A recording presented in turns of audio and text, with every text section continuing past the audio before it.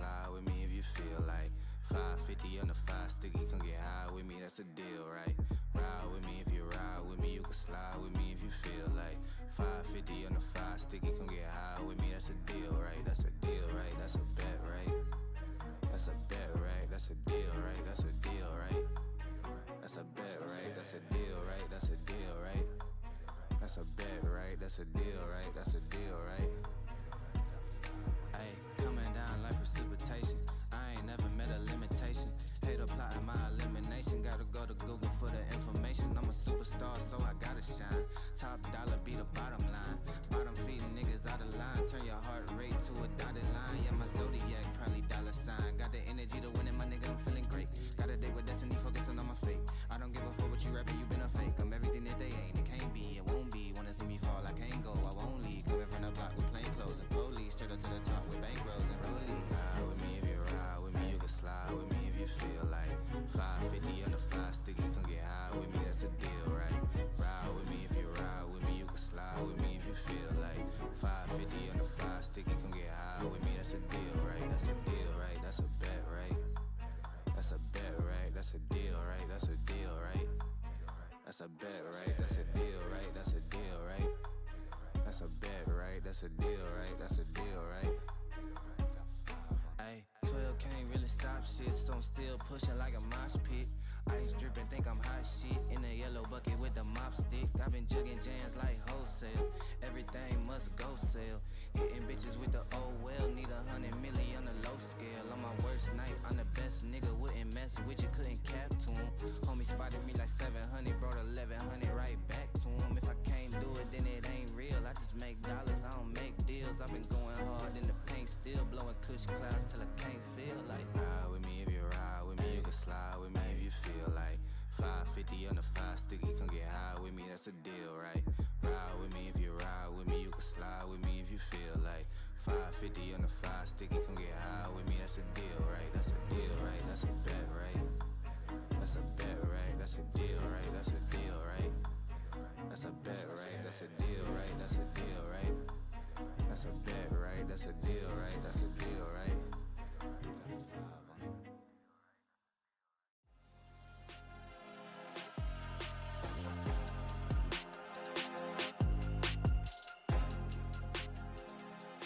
Hello, everyone, and welcome in to Week 4 of the Immortal League. I'm Ozzy, joined by Gebetto here, and we have Cupid matched up against Dorado Gaming Alpha, where both teams are 2-1 and a 5-way split tie in Group A.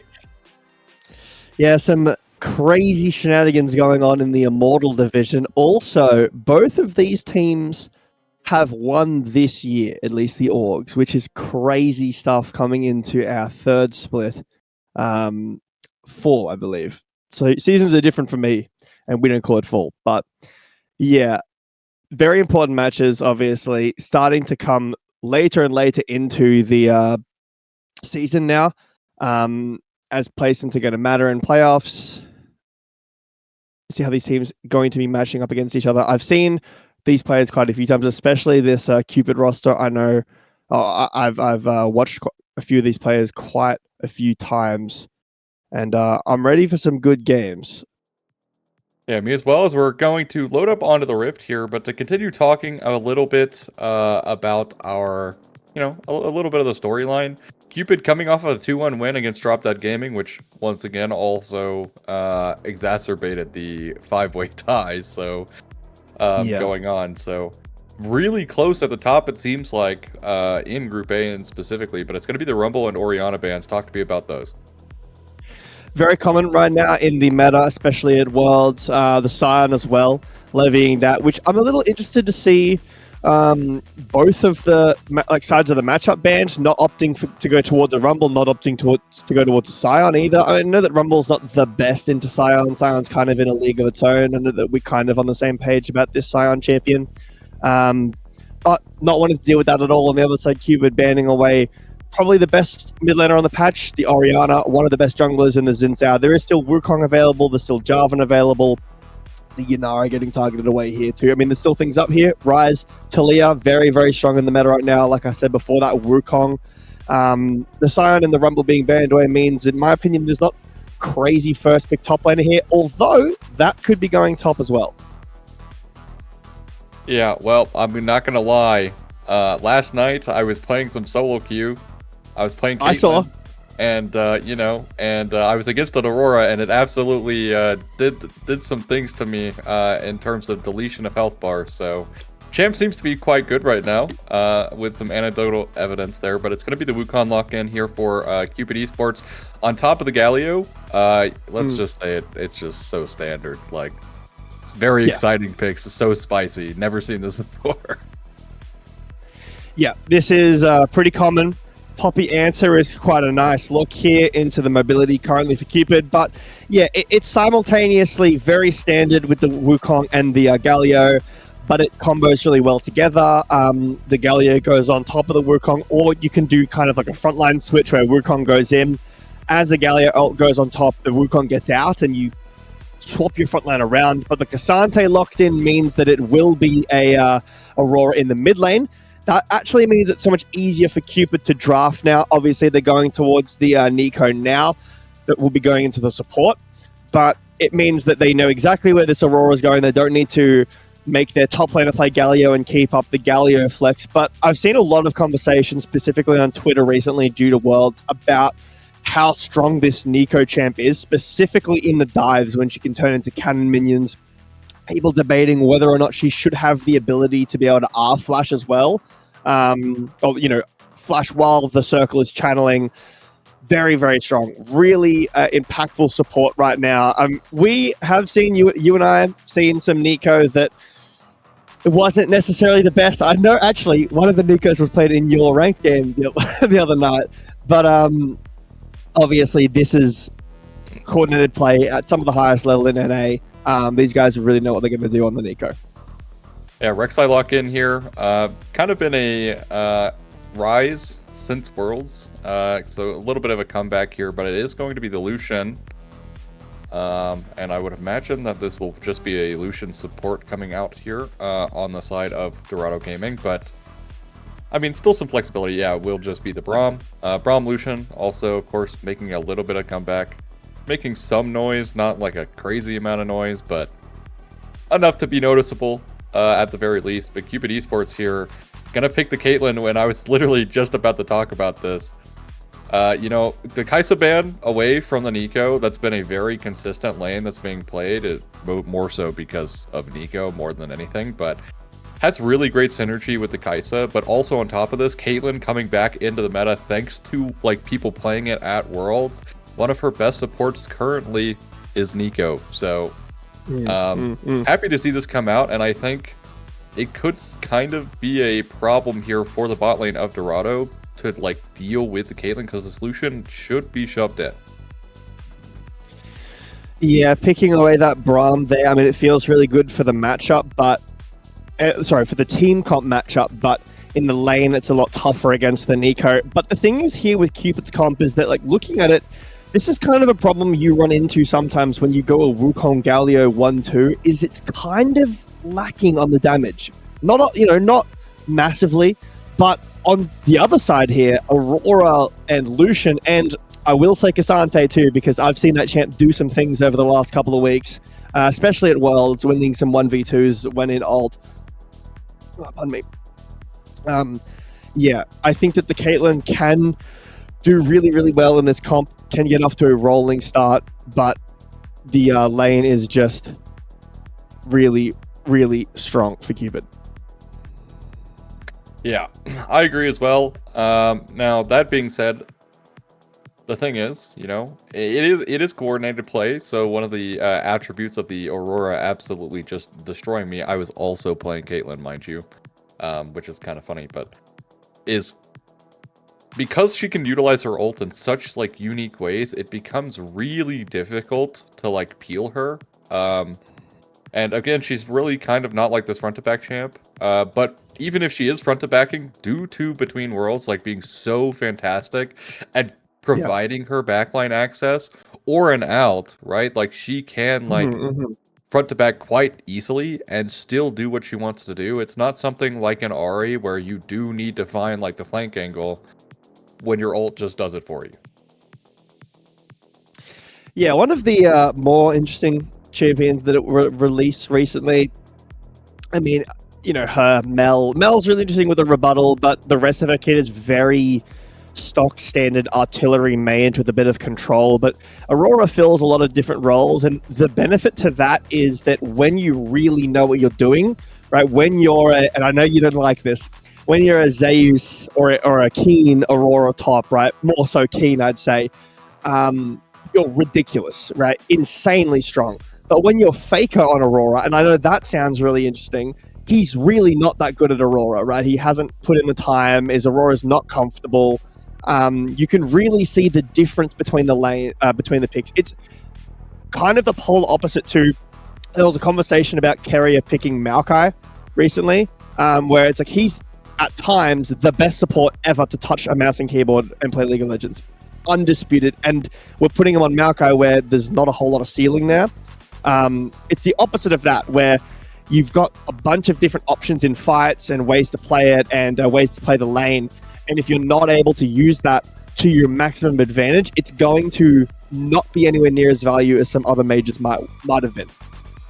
Yeah, just as a heads up, everyone, the reason why we are delayed here and yapping for a little too long is we had a lobby issue, so we are resetting the lobby, and we will be into game very shortly. So just hold on with us. But yeah, to talk more about your point, like Aurora is just kind of this like unique spot where it does come down to like the comfortability on the champion, and I kind of find that's true with a lot of champions who have multiple facets of play, like. Yeah, you can play the Aurora as a lane bully, right? Like, you can play the Aurora where you're kind of just scaling and then you look to roam, right? Which is something that Faker does. But the problem is Faker really, like, it's so hard when you just don't have a lot of time on the champ. And also, I feel like, specifically for T1 drafts, right? Like, they're kind of not drafting around him picking Aurora, like, ever. He's, like, playing Ryze, Talia, things that can actually roam out of the lane very easily to, like, get around the map that... I think it's quite interesting, but yeah, I find that this Aurora champ can be very volatile. But if you can pull it off, it's going to be quite fantastic for you because it is just so hard.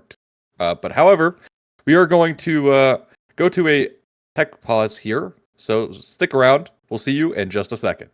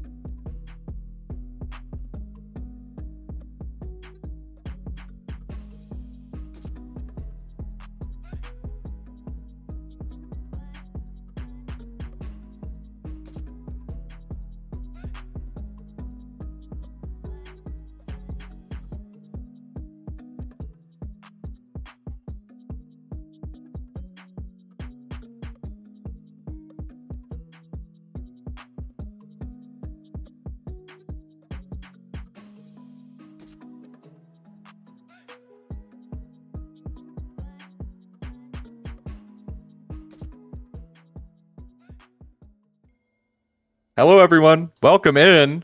After our little bit of a tech pause here, as we're loaded up onto the Rift, Dorado Gaming versus Cupid Esports is both of these teams meeting each other in the mid bush.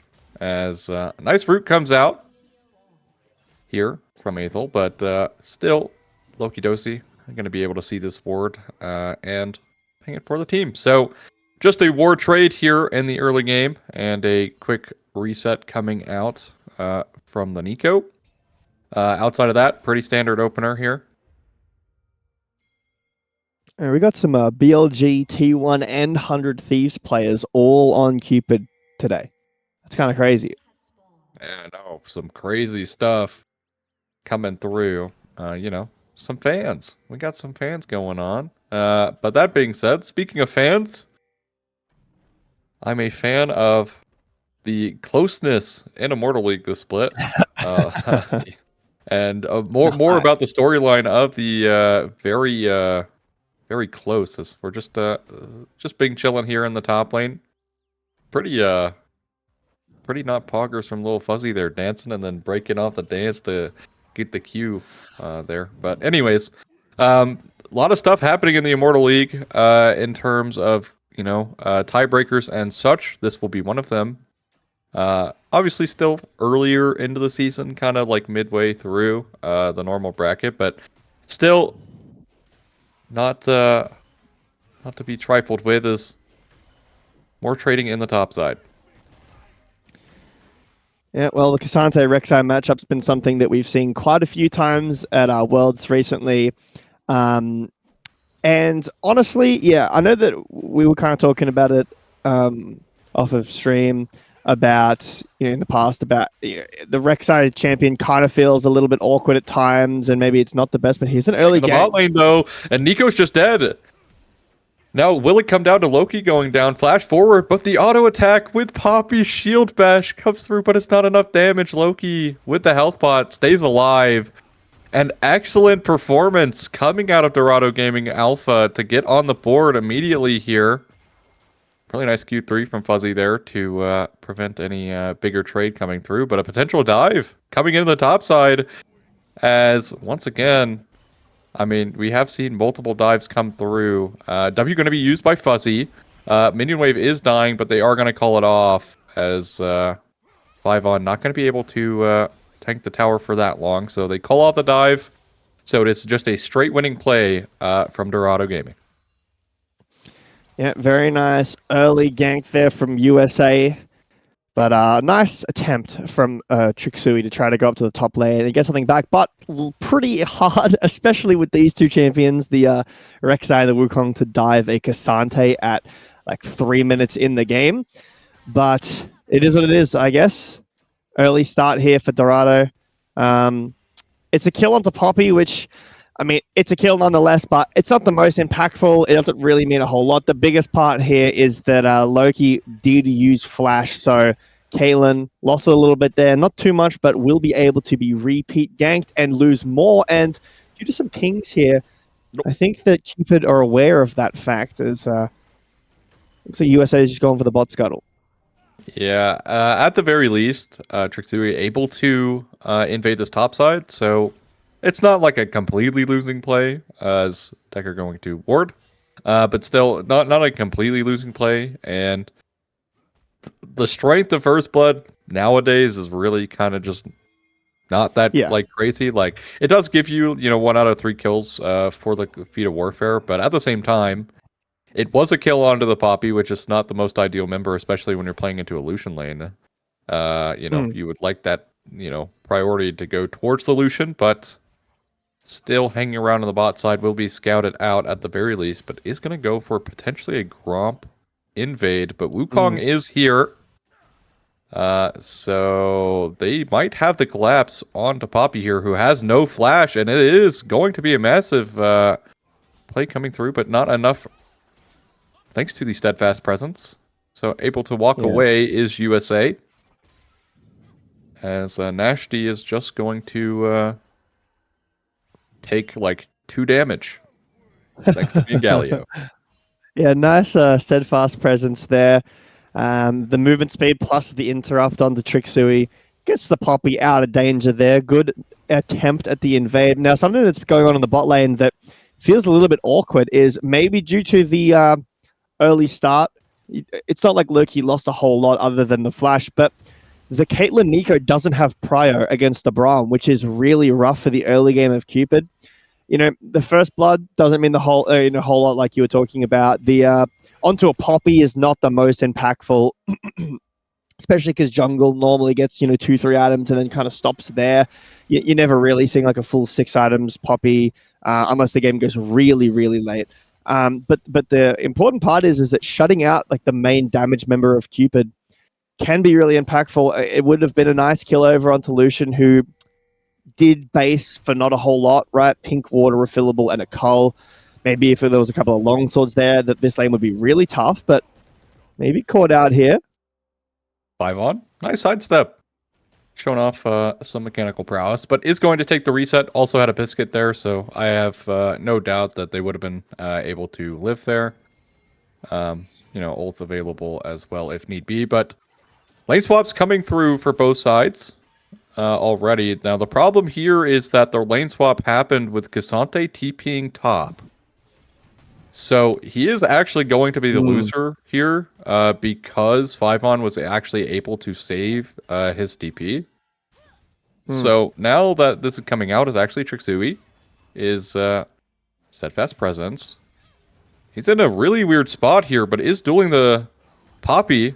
Ultimate coming through Nice from heal. Galio, but they're going to turn on to the Aurora, but a nice taunt comes out from Nashty, and Trixui finds USA, and now Tekker goes down as well, and it's a double kill coming in for Cupid. What looked kind of just like a junglers just beating each other up in the river just turns into a fantastic find for Cupid Esports around this topside river.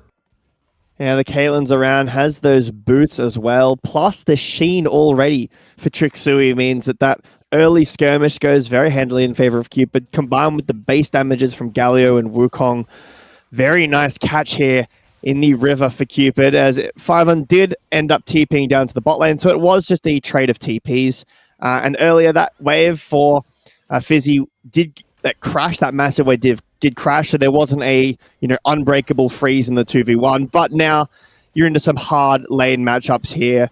The thing though is that 5-on's been pushing pretty safely with no Braum down the bot lane, as Fizzy takes a lot of damage, and that'll be grubs over to Cupid pretty much for free. Yeah, on the opposite end, though, it will be a dragon trade here, so they are just trading the objectives. But when you have a Caitlyn lane, it has been proven time and time and time again that 3 grubs going to Caitlyn is just plate farm simulator, as she's currently doing so in the top side right now. Yeah. But 5-on does need to be mindful here, especially now that the Drake went down, should know. Has plenty of vision here on the bot side, but it's still going to be quite dangerous here. Could get dove pretty easily, but is going to walk away and start harassing the Poppy in the jungle a little bit, but is going to press the recall button and get shoved off this wave. Yeah, very nice. Safe play, conservative play there from 5-on. I will say, though, despite Fizzy having a really tough lane right now, talking about the damage problems, even if the damage necessarily wasn't the biggest of issues, the problem, though, is that there's not a ton of AP damage. And maybe you could say that if Nashty was going to go towards like the Assassin Galio style that we saw Knight play at Worlds the other day that didn't look great, maybe there's an option for, Cassandre needs some some magic resist, but not at all right now. It's all AD, and the Galio is going tank with the Hollowed Radiance first buy. It does have the Dark Seal, obviously, but eventually this Cassandre is going to be so untouchable. There's some shred, right? Wukong has some shred. There's some like max health damage from Rek'Sai ult, but really, well, dive right now. Now they're just going to get first tower here very quick, and they are now going to go onto Lil Fizzy. All Out does get popped, but a really nice ult coming out of Trixui. Picks up his 3rd kill and Feats of Warfare, so all 3 kills for the Feat of Warfare being on that Wukong of Trixui, but really well played coming through from Cupid. And something I'm going to mention here, I'm a little shocked that they're just letting Caitlyn just farm for free. Like, keeping your Cassandre into her is worst case scenario. Not putting the Lucian Braum into it to at least, range challenge it out is a little head scratching to me, as you're giving over a lot of gold. That's an entire tower worth of plates given over to the Caitlyn. Yeah. On top of what she was able to farm out bot lane as well, and then picking up that assist, also going to be quite nice. We actually see her back here, where she only had Berserker Grief. She picks up both the BF sword and the slingshot there. She had nearly 2,000 gold in pocket when she based then. But, I mean, the other issue as well on top of that is the Lucian is kind of 1v1 against this Rek'Sai the whole time. Braum's not there. Maybe if you had destroyed the whole play, you can see a couple of plates have been down, but 5-on is having a really easy time up in CS, no deaths, doing just fine, and gank in mid, but it will fizzle out as Trixie doesn't have the ult available. But this dragon is not up yet, so team's just kind of fighting over air here. So onto the wall. Trixui forced to flash away. Nashty should be able to walk himself out as well. Actually, they're doing so much damage here in the Between Worlds. Woo! With the Q from Tekker, gonna lock down the kill. I thought he was gonna be okay, but he just wasn't, as 5 on now. Nice dodge from the Q3 there. Avoids a potential death as All Out is coming back up here for the Cassante and topside of Fizzy. But once again, this play in mid allows Caitlyn. Look at this tower health and bot, and also look at the Lucian health. But they're going in. Nice flash away from Doki. Wow, Loki. As still, no flash now available, though. And one more auto attack will do it. And it will be the red buff tick from USA to lock down the kill onto Loki. A little bit of over-aggression here on the bot side, but even then, the fact that this Lucian kind of being left to his own devices against the Caitlyn Nico, not necessarily the most ideal. Especially if Nico was able to turn into a cannon minion, that's just a free dive. Yeah, could have definitely been a dive situation. You saw that Alice's health, that's not the best name, but Lucian's health, his name is Alistair, was quite low, so definitely an option for a dive. I want to really highlight Kibo here, who on the Galio ult hit the Glacial Fissure onto Galio on the opposite end of the fight to cancel it, so that there was no knock-up, there wasn't any more protection from Trixui. Trixui has to flash away. And I think that Nashti was kind of caught there by the fact that he got interrupted, maybe wasn't paying attention to it fully, and then had to flash as well, but still died. So really nice skirmish in the mid lane there as Dorado do path down towards the bot lane. Catch Trixui into a wall, and he takes quite a lot of damage. Presence, Glacial Fissure coming out. Trixui, no flash as well. Decker on a killing spree now on the Aurora. Double teleport coming through, and 5-on gets canceled through the dash, and he's going to go down as well, and it's just going to be a complete wipe here for Dorado Gaming. And Lucian, out of nowhere, picking up a double kill there. Donated over by Cupid, and now Loki with no flash, under tier 1 tower by himself, does try to avoid the damage there, but just not able to. And the 5 members of Dorado Gaming say, play safe bot to this Caitlyn, as they're going to pick up their first tower, and 4 kills across the board. Quite a big gold lead now surmounting for Dorado as they get their second Drake as well. So this will be 2 Drakes. On the other side, Cupid do have the 3 grubs. They do have the Feats of Warfare completed, but those boots aren't really being completed right now. So the value from that isn't really coming in. But really nice fight from Dorado. They catch Trixui, who has no flash from that fight that I was just talking about, and gets caught by the steadfast presence, instantly dies. A really nice roam from Decker, and the double TP in, and you were talking about the Rek'Sai getting caught by an in the dash. Really well executed fight from Dorado here.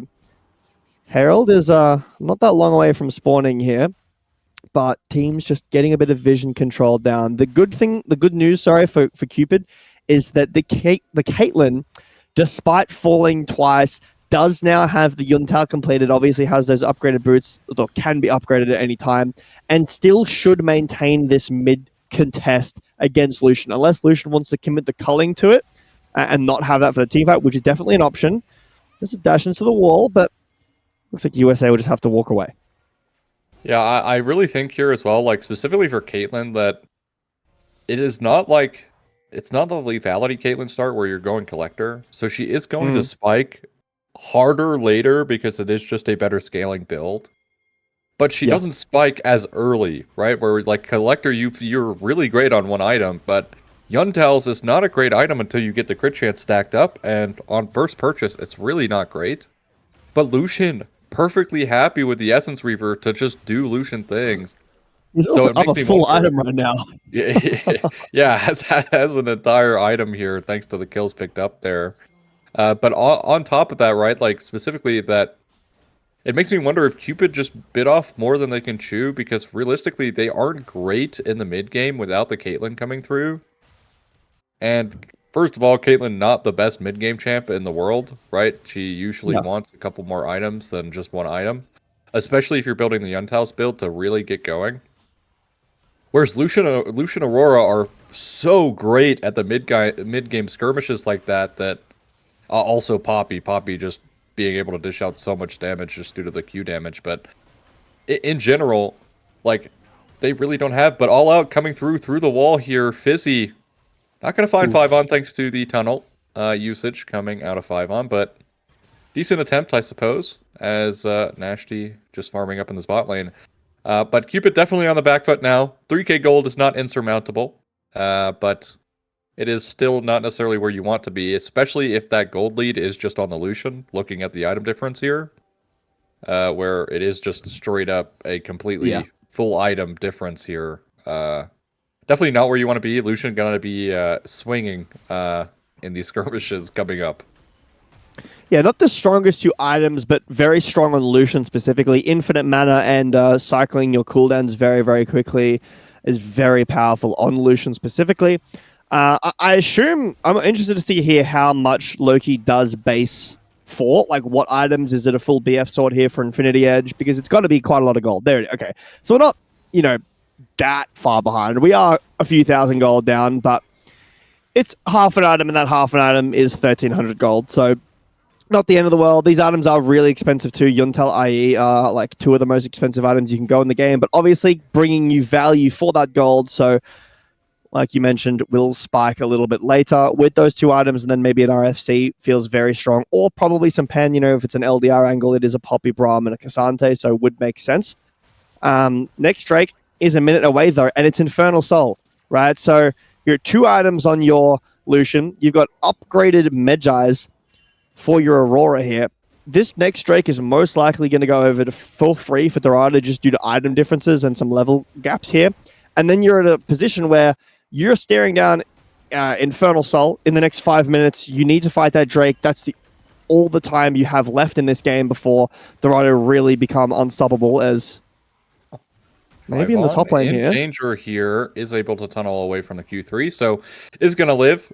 Fizzy definitely trying to set up, but Caitlyn walks so far forward and just gets caught by the Poppy Pin.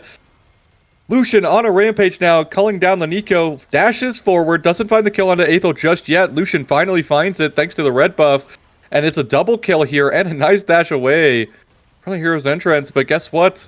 Now it's a 1v4 for Nashty and a flash forward coming out of USA and a flash auto attack from Decker, but it's Lucian coming out with a unofficial triple kill there.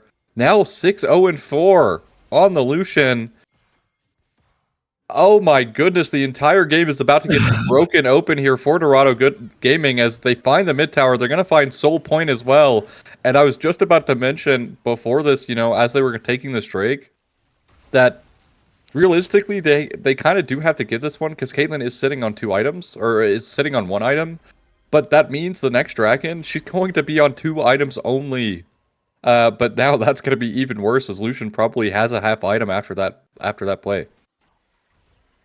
Yeah, we were talking about it. The item spike for Caitlyn and the fact that she's down so much gold, and then immediately she gets caught on mid-wave by a Poppy, and that's not an easy wall to find that pin into. So very well played by USA JJ. But speaking of, he's back in the top. All out it, and he's just dead. Nice steadfast presence covers off any use of the that was a solo kill. And, solo kill from the Poppy. Yeah, solo kill from the Poppy, essentially. Did all the damage. Definitely well-deserved, as actually Kibo is getting rooted up here. Another great trap coming through from Loki. But look at the In-Between Worlds. Connects onto 3. Nico ultimate kind of subpar here. And it doesn't matter. Lucian completely untouched. Decker, obviously, with the In-Between Worlds doing quite a bit of damage there. But the highlight is this Lucian even opting to go the Black Cleaver. It just insta-buys it after that last base, by the way. We saw Doggo building this way. Doesn't scale as well, but if you're this ahead, you might as well close out the game early. As they're pulling the Atticon with no contest, is honestly, Cupid completely falling apart in this match. Yeah, just it's a really good look, I want to say, for Cupid, because you can see how much damage this Caitlyn and the CC chain can do to even a Braum through his shield, right? They did it through all his shield. He was still CC'd after that. But you're so far behind now that any roam from Decker is just going to take you out, and he does. Through the Pop Blossom, lands onto the Caitlyn there as the tower will fall. So disgusting. Q3 into the pen combo. Just really well. Honestly, USA been such a massive highlight, finding pen after pen after pen here with usage of the E. That just absolutely phenomenal gameplay coming through, and Dorado Gaming marching up mid lane now, finding the mid lane tower. But we're only 21 minutes into the match, and the map is falling apart for Cupid Esports. As now, I mean, 5 on for the most part, been kind of okay. Finds Decker. Doesn't really do too much there. Decker able to utilize the W to slip into stealth and walk away. Not that I think Decker was in trouble, I'll be honest, but you never know. Maybe Rek'Sai pulls out some crazy damage, finds a kill, but realistically, resets coming through here for this Dorado, and once again, a lot of gold off of that play going their way. As Trixui, just messing around with Little Fizzy, but I don't know about this one. You are in a 1v4 here. Is forced to flash away, but Trixui can catch up. Nice Cyclone coming out to cancel, but the all-out comes through, pulls Trixui away. But a nice ultimate coming out, and they still should be able... I don't think they're finding him. I really don't think so. He gets out. Gets out. You can see the qualms with Cupid. They're so far behind, they're not able to kill Cassante, who kites all the way from their blue buff to his own red buff. Able to live there. Yeah, and pull a lot of resources out too, right? Wukong ult, Galio ult, Caitlyn ult, really important tools here. Yeah, also here to mention, Caitlyn's still not on IE, and Lucian already built That's disgusting. his own. Should have it on this base, though, looks like. So, it's 2 items now. So, Caitlyn should be hopefully okay. Oh, staying for this wave. One more wave. So, staying for the wave. Right. I mean, it's fine. It's crashing at a tower. Might as well catch it. So, should have the IE purchase here. So, your Caitlyn is not going to start at least doing some damage now, which is a benefit here for Cupid Esports. But another kind of issue, there's only 3 kills, and you know who those 3 kills are on? It's the Wukong, but guess what? It's about to be a pick coming in on Nashti, as he's caught in a 1v3, and he's not Cassante, so he's not living this one. Kibo picks up 1 for herself, says, I don't want to be killless this game. Every single person, besides Fizzy now, having a kill. Yeah, but he's been living. He's been surviving. He's a survivor. As Q3 finds Loki, but won't result in a kill here just yet. Colin comes out. This is out the flash. Loki, honestly, being able to do quite a bit of damage. If the Redemption doesn't heal Lucian, it's actually 5 on. Pin does not connect from USA, but USA chasing him down will find that pin, and it's a kill over to Decker, and Lucian finds Trixui in the bot lane as tier 2 tower and bot going down as well. And Aethel now forced to run away. USA hunting for another pin. Not going to find it, but a nice Q coming out of Kibo is going to find the slow. And Aethel will get stunned up here by the concussive blows. And USA finds himself another free kill. And this is going to be Soul. Completely uncontested. No jungler, no support, no top laner. And it just feels like Cupid all out of gas in this match. 11k down now, and only going to get worse. Yeah, only going to get worse. Baron's up as well. Yeah. Looks like the team's going to maybe take some bases and then go towards the Baron. But, I mean, we've got some downtime here because Cupid are either going to fight this Baron and lose the game there, or give the Baron, and in about 2 minutes, the game is most likely going to be over. A massive, massive lead. Infernal Soul as well. I think Decker, you know, I was critical of the Aurora in picks and bans. Not that necessarily the pick, but the fact that, you know, we were saying it's a high execution pick. If you're playing like Faker on, and that's an insult, if you're playing like Faker does on Aurora, it's not going to work out. But I will say, it kind of is playing like the Faker style, the roaming Aurora, and out roaming a Galio consistently all game is really, really good for Dorado, but it's bad for this Galio pick. Like, this is a champion that isn't going to win you the lane, really wants to be impacting these team fights and roaming around. And we saw that in the early skirmish around that Baron pit, where that ward is at the bottom left there, at the very beginning of the game.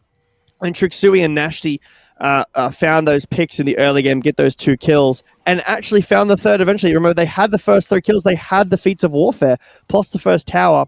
But some of these fights that Dorado have been taking are much more synergistic. The Aurora is out-rotating this Galio. Kibo will cleanse to continue up the chase, but it's mostly just a vision war as just now Fizzy in the bot lane, continuing up the push and threatening this inhibitor turret and subsequent inhibitor, but this is a K'Sante with no grubs and no demolish, so that'll take quite a while. Coming through onto Trixui, and it forces out the ultimate from Galio really early, and they just walk away.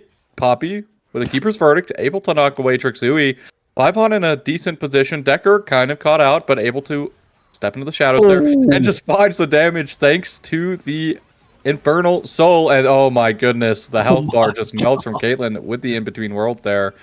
As Decker accidentally sends himself into the base, but will be able to find Nash. He blocks the E. That was on purpose. Oh, it is just the game, the FF. Wow. Wow, dominant, destructive win from Dorado.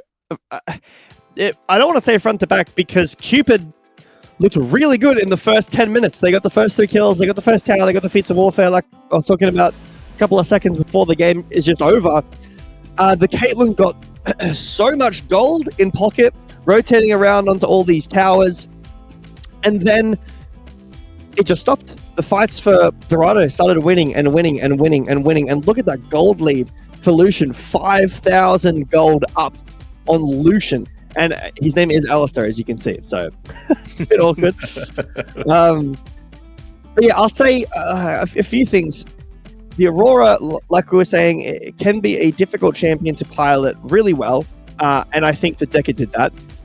The Poppy is another champion that has a ton of options to it in the fight, and if you're not finding those perfect, point of the rock stuns, if the steadfast presences aren't good, if the keeper's verdicts aren't well placed, or if they miss, the champion can really fall off. It's not like a Wukong where your team fight is very straightforward, but USA JJ also a really, really solid game on this Poppy. Dorado just looked like they outclassed Cupid in these team fights and in some of the macro later on. Yeah, I mean, also kind of just goes back, right? Like, Caitlyn does have to build, like, the Yuntals. I'm not saying she should have built Collector, because there's just no way. Because if she builds Collector this game, her team has no damage into just, like, such a strong frontline core of K'Sante, Poppy, Braum. But the problem is if you are building Yuntals Caitlyn, you don't get the one-item power spike like you normally would if you had the Collector. That Lucian thrives in that moment. Like, he thrives on one item just due to the strength of the champion in the early game. That when you're, like, opting in for these, like, early game skirmishes, you're just bound to lose because Aurora, your only damage dealer outside of Wukong, who did get ahead early, is Caitlyn. But Wukong has such a hard time getting onto the Aurora, getting onto the Lucian, thanks to the Poppy, thanks to the Braum, thanks to the K'Sante, that if you're going to draft such a low damage and in quotations, low damage comp here, that, and it's especially something like where your Caitlyn is forced to go a build that doesn't spike on one item, you need to just cross map or you just can't take the skirmishes against a team that skirmishes so ungodly well in the mid game. Maybe I won't say low damage. I'll change the point to single threat comp. Right, there is one dangerous, like really overly dangerous carry member on the side of Cupid, as opposed to the other side where there's 2, and the Poppy because she was really far ahead. But if it's not your Aurora and a Lucian, and you were talking about how many different ways you can play the fight, and you can play front to back, and you can get access to the backline really easily, you can play really safely, and more or less that comp is very much focused on the Caitlyn. And I think that just before the game was kind of over, we really saw the Caitlyn impact when they were pushing down the mid turret, did so much damage to Braum, nearly threw his shield, almost killed him. And if the wallets were equal on the scale, 6-7, they would have been able to kill that Braum. But unfortunately, weren't able to play around the Caitlyn. I really think that looking back, there were some times where they were pressing Lucian in a 1v2, pushing him out of a lane with some low HP, and then Dorado were able to collapse with the gank first. I think that shouldn't be how it happens. If Wukong is pathing down towards the bot side, if Galio is ready with ult, should be diving, collecting, like moving your strong side around with the Caitlyn, constantly rotating to her with the Galio, diving these towers, getting more onto the Caitlyn, transitioning into this mid game, getting the second item on earlier and like piggybacking her through that awkward stage, at least getting one Drake, maybe two, would have been really nice to stop the tracks of Dorado. You just say, okay, now we can just hands off the wheel, step back for a bit. We get 3 items, 4 items on Caitlyn, and you guys are on Soul Point. Maybe that's dangerous for us, but now we're in a really scary position and we can march forward. But game 1 going to Dorado, who looked phenomenal. Yeah, I think that's an excellent point about specifically the Caitlyn there. Like, because, realistically, right, Caitlyn's last meta was when junglers were hovering their bot lanes for 3 minutes. And that's really what enables Caitlyn is she is the strong side because she's just able to get priority in lane, but that she's also really kind of susceptible to ganks. And we saw it come out in that game, right? Like, if you're going to pick Caitlyn, right, your jungler basically has to path with you the entire game, which is not necessarily a bad thing. But when you aren't doing that, and your Caitlyn gets priority over the Lucian, who is stuck under tower in a 1v2, mind you, and then she gets collapsed on by Poppy Braum, and she just dies, then you lose all of the advantage that you drafted Caitlyn for, and specifically like your lane phase, even though it broke down due to like multiple lane swaps. But still, excellent point. Hopefully Cupid Esports are able to bounce back here as, especially for the content writer, putting up Carrot 2-1 here for Cupid Esports. So hopefully the prediction can stay strong there for Carrot. But outside of that, we're going to hit a quick break in between the games here. We'll see you in just one moment.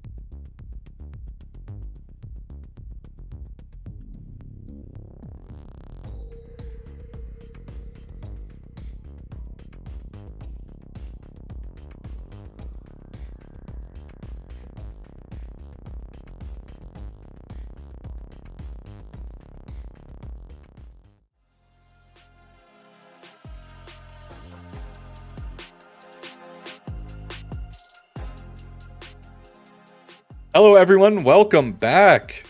A little bit of a longer break there, but, we've been having some lobby issues, but who cares? Let's talk about the highlight of tonight, and that's the game, because Dorado Gaming Alpha, I coach Omega, so sorry for the name drop there. Whoa, you're a Dorado fan? Yeah, no, I'm unbiased on the cast, Anyways, Dorado Gaming with a very dominant, that's even underselling it, game one. Yeah, but it did feel weird, right? Because Cupid, like we were talking about before, had a really good start to that game and then kind of let it go due to some map movements, mostly Deca and USA playing incredibly well. And I'm not even going to say that Trixui or Nashty played bad. It's a hard game with a Poppy, and I think that USA played really, really well on the Poppy. I want to touch on the FF at the end of the game because we were talking about reasons that there could be. Could be an option to FF and remake. An FF for mental to maintain your mental. You don't want to slowly get bled out, but it probably wouldn't have been a slow bleed out. The game would have been over pretty quickly. But then, we were also talking about sometimes it's just better to sit in the game. You already know it's over, so you can start saving your mentals, prepare for next game. You get a lot of time to talk about draft, what went wrong. And I'm always a fan of, because I've been in this situation many times, of trying to make the opponent's game the hardest to win possible. You've already lost. You're not coming back outside of them actually disconnecting from the game. They probably win a 4v5 at that point as long as Lucian or Aurora aren't the ones DCing, right? If Braum DCs, you could probably still win the fight. But as Cupid, they're making the game as uncomfortable as possible to win. Take it 5 more minutes than it should, 2 more minutes than it should. Someone gets annoyed. We couldn't end fast enough there. And maybe that feels good. Their mental starts to get a bit annoyed. You're feeling better, as opposed to 100% they're going, my God, we just made those guys FF. And they're laughing about it, right? Going into game 2, hopefully a full mental reset. Yeah, I think as well that specifically, right, that my mindset is you basically just get extra timeout time. It's basically a Valorant timeout. You just get the yap about the next game, because again, the game is basically just over, barring massive, a mass apocalypse event on the Rift towards Dorado Gaming that game. That again, I'm not a big fan of FFs in competitive, because again, and there's also that slight chance where you have a throw, right? You can very, very, let's just preface this. This is basically not happening this game, but still, it's possible, right? I have seen crazier things on the Rift. Again, very, it is 0.000, not 1% chance, right? But this week, Jack casted a game, right? You casted a game where a team came back from the brink, basically, off a phenomenal rel engage, to be fair. But yeah, realistically, right? Why FF? But still, we'll get talking about the future of the series. Cupid still looking to bounce back here. Is ideally you'd like to push yourself forward towards first place, as this is basically deciding first and second ties, basically. So still hoping they have gas in the tank here to give us a great game and take us to 3. As again, to call out our content writer here for Immortal, Carrot, praying for the 2-1 for Cupid Esports. Well, I also want to do some highlighting for what's Cupid, right? You say something bad, I'll say something nice too. I think that Loki played exceptionally well in the lane on Caitlyn, rotating around, making those macro decisions. That's an advanced thing to do, to be able to land top all over the place, get more plates. I think that early catch from Trixui and Nashty at the top side was really good too. They were off to a great start, right? They got Feats of Warfare and the Feats of Tower slaying very, very early. They were in a really good spot. And I think that looking to this next game, if Cupid can draft something that can do that again, and then honestly, I don't think the draft was the problem at all. I just think that it was not pathing towards the Caitlyn. We spoke about that a little bit earlier. I'm sure that the drafts are going to be very solid. Both of these teams had really solid drafts, and that's really fun to see. I just think that playing the drafts a slightly better in this second game, or slightly more advantageous towards your position. Yeah, starting off, Cupid Esports with a side change here, going blue side, as they will ban away the LeBlanc. But to talk more about it, there's a reason Poppy has basically been pick banned in Worlds as well, and just her ability to morph games. And we saw that last game where, realistically, right, it like solid, carry performances coming out of Dorado Gaming, but the person who got that started, that was USA all the way.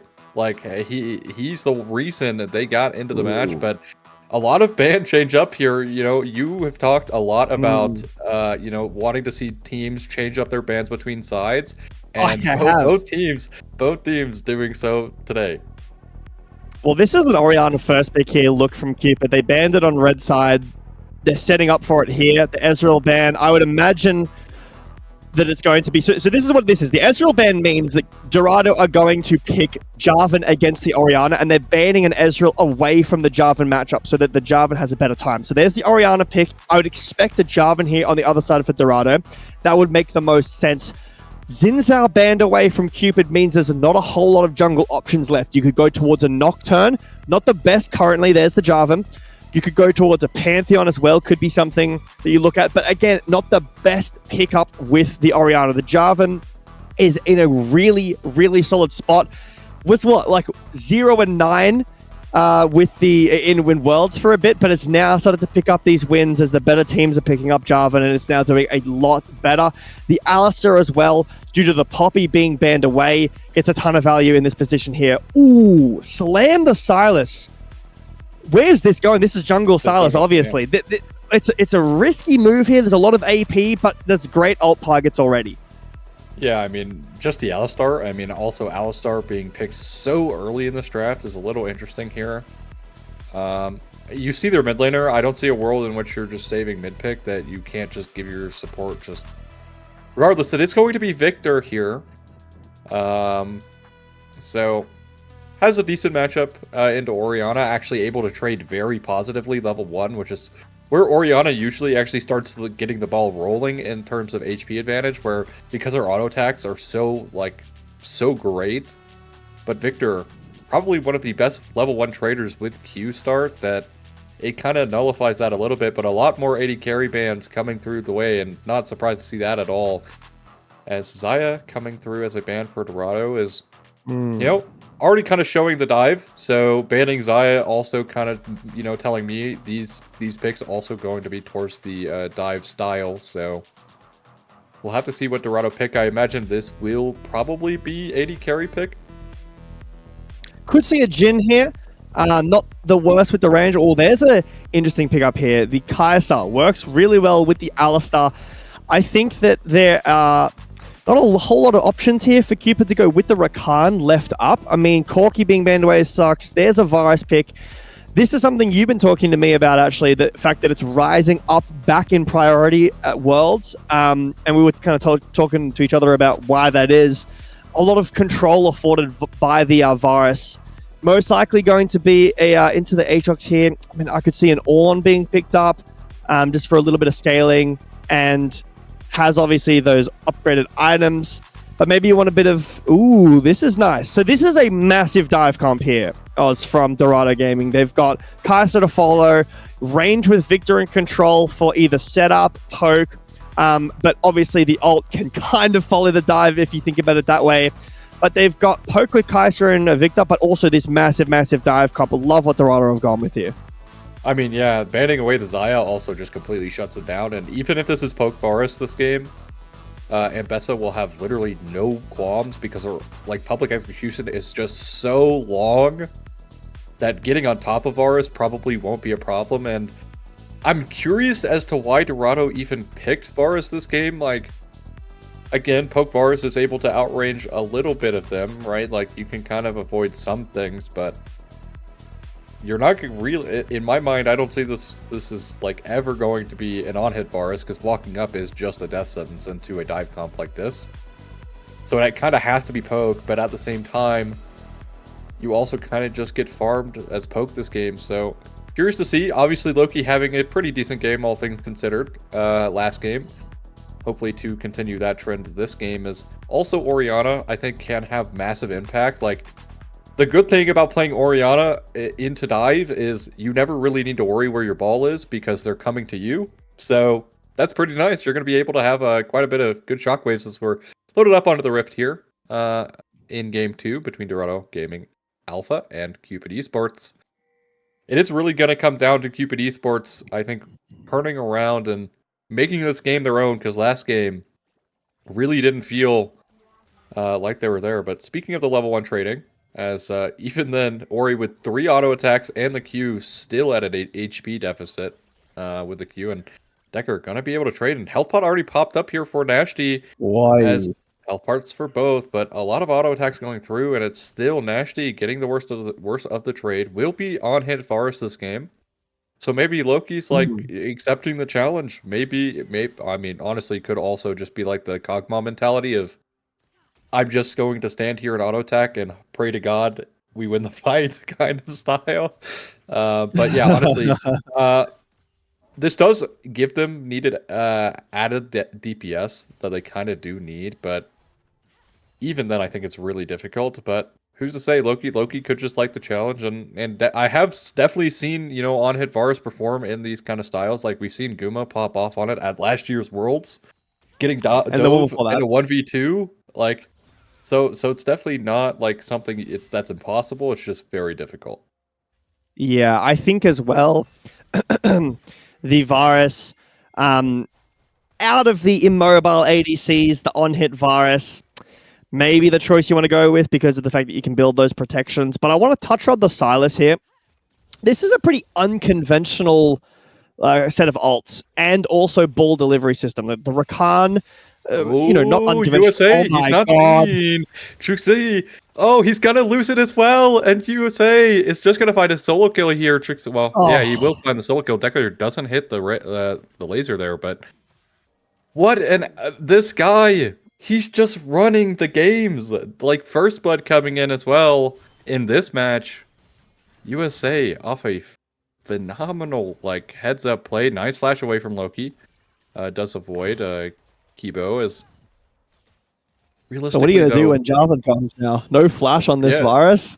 Ooh. I mean, and your Sylas jungle is losing. Like, he's losing so much. USA not able to really find anything in the mid lane. Doesn't force out the flash either.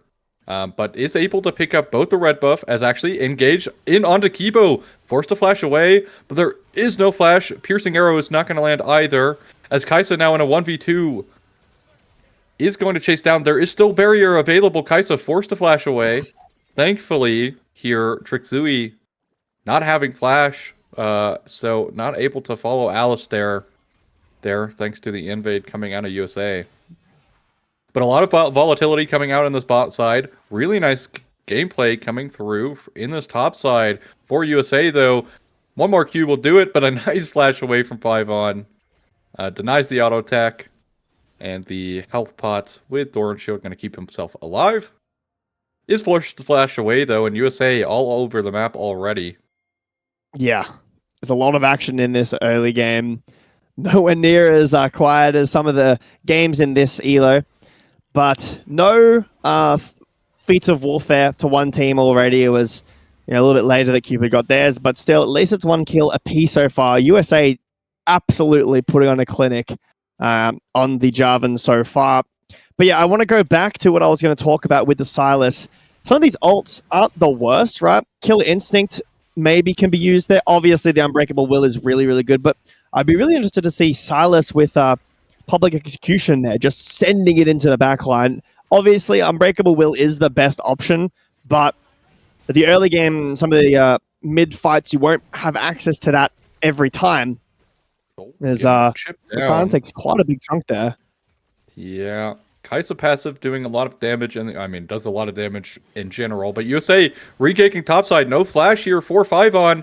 He's just going to start it off by auto-attacking. Flag and Drag comes through, gets the knock-up, and this is just going to be a gifted kill over, well, I was going to say Ambessa, but USA happy to add to his stat line for the series. Is nice Grand Entrance is going to land onto the Kai'Sa, and they're doing a lot of damage. There is no summoners available for this bot lane. Flash still available here for Aethel, and barrier available for Loki, so still Nashty It does have the Chaos Storm applied. Is going to force out a back here. Still has flash available, but Drixui comes in. Does, at the very least, buffer out the headbutt, and the Grand Entrance comes through, and a nice turnaround here coming through from Dorado Gaming USA. Not able to find, Loki not able to find, but they could maybe find the kill onto USA, and that's massive for the bot lane for Cupid. Able to go 2 for 2 there on a dive, giving Loki both kills. Also should force Kaisa off of this wave potentially. Maybe not. That's a little wishful thinking there for me, but still, either way, really great play from Cupid, even though it looked kind of bad because Aethel taking a lot of damage from the tower shot there, and it was kind of USA responding. The fact they were able to turn that around is a great sign here for Cupid Esports. Yeah, really nice play from Cupid. The kills this time on the side that you want. Loki, last time on the Caitlyn, didn't have the most of luck getting those early kills, but now on the Varus does early boots and the life steal being built as well. Obviously going towards that balk with the on-hit Varus, but yeah, kills where you need them, which is really, really important. There was a solo kill earlier up in the top lane, which is really nice, but this mid has been consistently pushing for Deca. Top lane, yeah, it's a bit tough up there, which I think is, I mean, maybe it's not, maybe Mbessa level 1 and 2 and 3 are pretty tough, but Aatrox level 1 is really bad due to how long the Q cooldown is. Kibo tries to hold the wave here. Nope, Loki will take a tower shot, but does take a lot of HP in return, and they do find this, and Mbessa with no TP, so this is kind of giving me last game as well, where I feel like Dorado Gaming don't really have a great swap in terms of timing, because Mbessa is going to lose a vast majority of this wave potentially here in bot lane, and now like the wave is now going to start slowly pushing into the side of Cupid, and they're just gonna match, and they're gonna match. So they will lose grubs out of this because they are delayed. Almost certainly they're gonna lose grubs. And what CS is going to be missed can very easily just be picked up here by Trixui if needed. But at the same time, right, like, it is also kind of wave denial. Like, your Mbessa is a very important set piece here that you would like to have that on. But look at the CS lead here. But they are going to, at the very least, start contesting here. Some soft contests going through. 2 grubs still left alive here. Cupid, grand entrance onto USA, has the flag and drag out, potentially. Is going to flag and drag him. Wow. Man, English. Flag and drag themselves to safety. They do find 2 grubs there, so 1 grub, but... Whoa, we're just running the Drake? Yeah, they're just giving full top prio. Is running the Drake. I mean, I think that both teams kind of want to fight here. Varus in a really commanding position here to fight. Health bars kind of low here as well. USA half health. As actually nice buffer on the chain. Onto Kibo once again, but Mbessa with a beautiful public execution forces out the flash from Loki, but... Crucially, USA goes in, flashes in, Cataclysm, not going to be able to enough, but the dive comp coming through, and look at Loki, he's not able to do enough damage just yet, and it's just going to be another Dorado Gaming. Winning an early game skirmish like this, not as hard, albeit, but crucially, the biggest point here is Fizzy able to push out the flash from Loki, enables USA to go in. He does ultimately die. This is kind of just a problem with J4. You know, this kind of just happens. You just have to sacrifice your life for the play sometimes. But because Loki has no flash, he's just kind of stuck in between 3 people after the fact, and not able to do enough enough damage to kill the Mbessa there. Is just really just not a great skirmish once again from Cupid. Not really having great setup there either for that play, because they didn't really have the river control. So, and it really just enabled the Mbessa to pinch there to lead to a Dorado Gaming teamfight win. There's a bit more trading up in the top lane. Is the World Ender. Oh, no flash available here for Fizzy. Q flash could do it, but just needs the E. One more Q will do it. We'll miss. Is actually Q3s instead of Q2 flashes. And Fizzy gets out. Micro mistake there. Coming out on the top side for 5 on. But well played by Fizzy to stay alive. And, but again, it's going to be another wave denied in the top side. This Varus not having flash that you touched on after the fight is very important because there's a Cataclysm back up, and the jungler is down here again. Here it comes. Chains of Corruption is going to land. Charm goes through, but it's not going to be enough. I mean, he's just dead, Loki. And now Aethel, nowhere to run, nowhere to hide. Can't get out as a slippery eel that Rakan can be. It just goes down as well, and it's, once again, like Silas is invading topside, but realistically, your biggest member here right now on the side of Cupid is your bot lane, and Trixui nowhere around to help. Knowing his Varus doesn't have flash, knowing that the J4 ult is coming up, isn't in any place to help defend that. And you figured, you'd try to put some kind of, really nice trade from 5 on here. As, actually will be Fizzy, thanks to each other a bit. Things, but, really nice Q3 coming out, as Nashdi still struggling in this mid lane quite a bit. And it really is not looking good for Cupid. This is very similar to what we saw in the first game, Oz, where mid lane was very Deca favored, getting up CS, rotating around. Not as much rotating this game as he's weak-sided, but just pathing down to the bot side for Dorado, while the other sides kind of slowly get leads as, hold on. Decker, caster cursed it? Potentially? Maybe. No flash. E coming through. Running. There it is. Chaos Storm is going to do it. Is actually 5 on is dead. World Ender not going to save himself there. So nice counterplay coming through from Dorado Gaming, but I mean that was a pretty bad caster curse for sure. Yeah, that was a bad one. Yeah, pretty bad. Not as bad as mine, where 10 seconds later it completely turns the game around, and they end up losing. So, anyways, but overall, still Cupid on the back foot here is. USA once again kind of all over the map, right? Like, yeah. And outside of great skirmish gameplay coming out of specifically Dorado in both games so far, it's really just been USA getting the ball rolling for his team and setting them up to have these advantages in both matches. More so last game than this game. Obviously had the fantastic level 2, level 3 around the chickens here in this game to kill Trixui. That set the Silas behind to begin with. But speaking of, Aethel backing on a ward. As Q Evolve is available.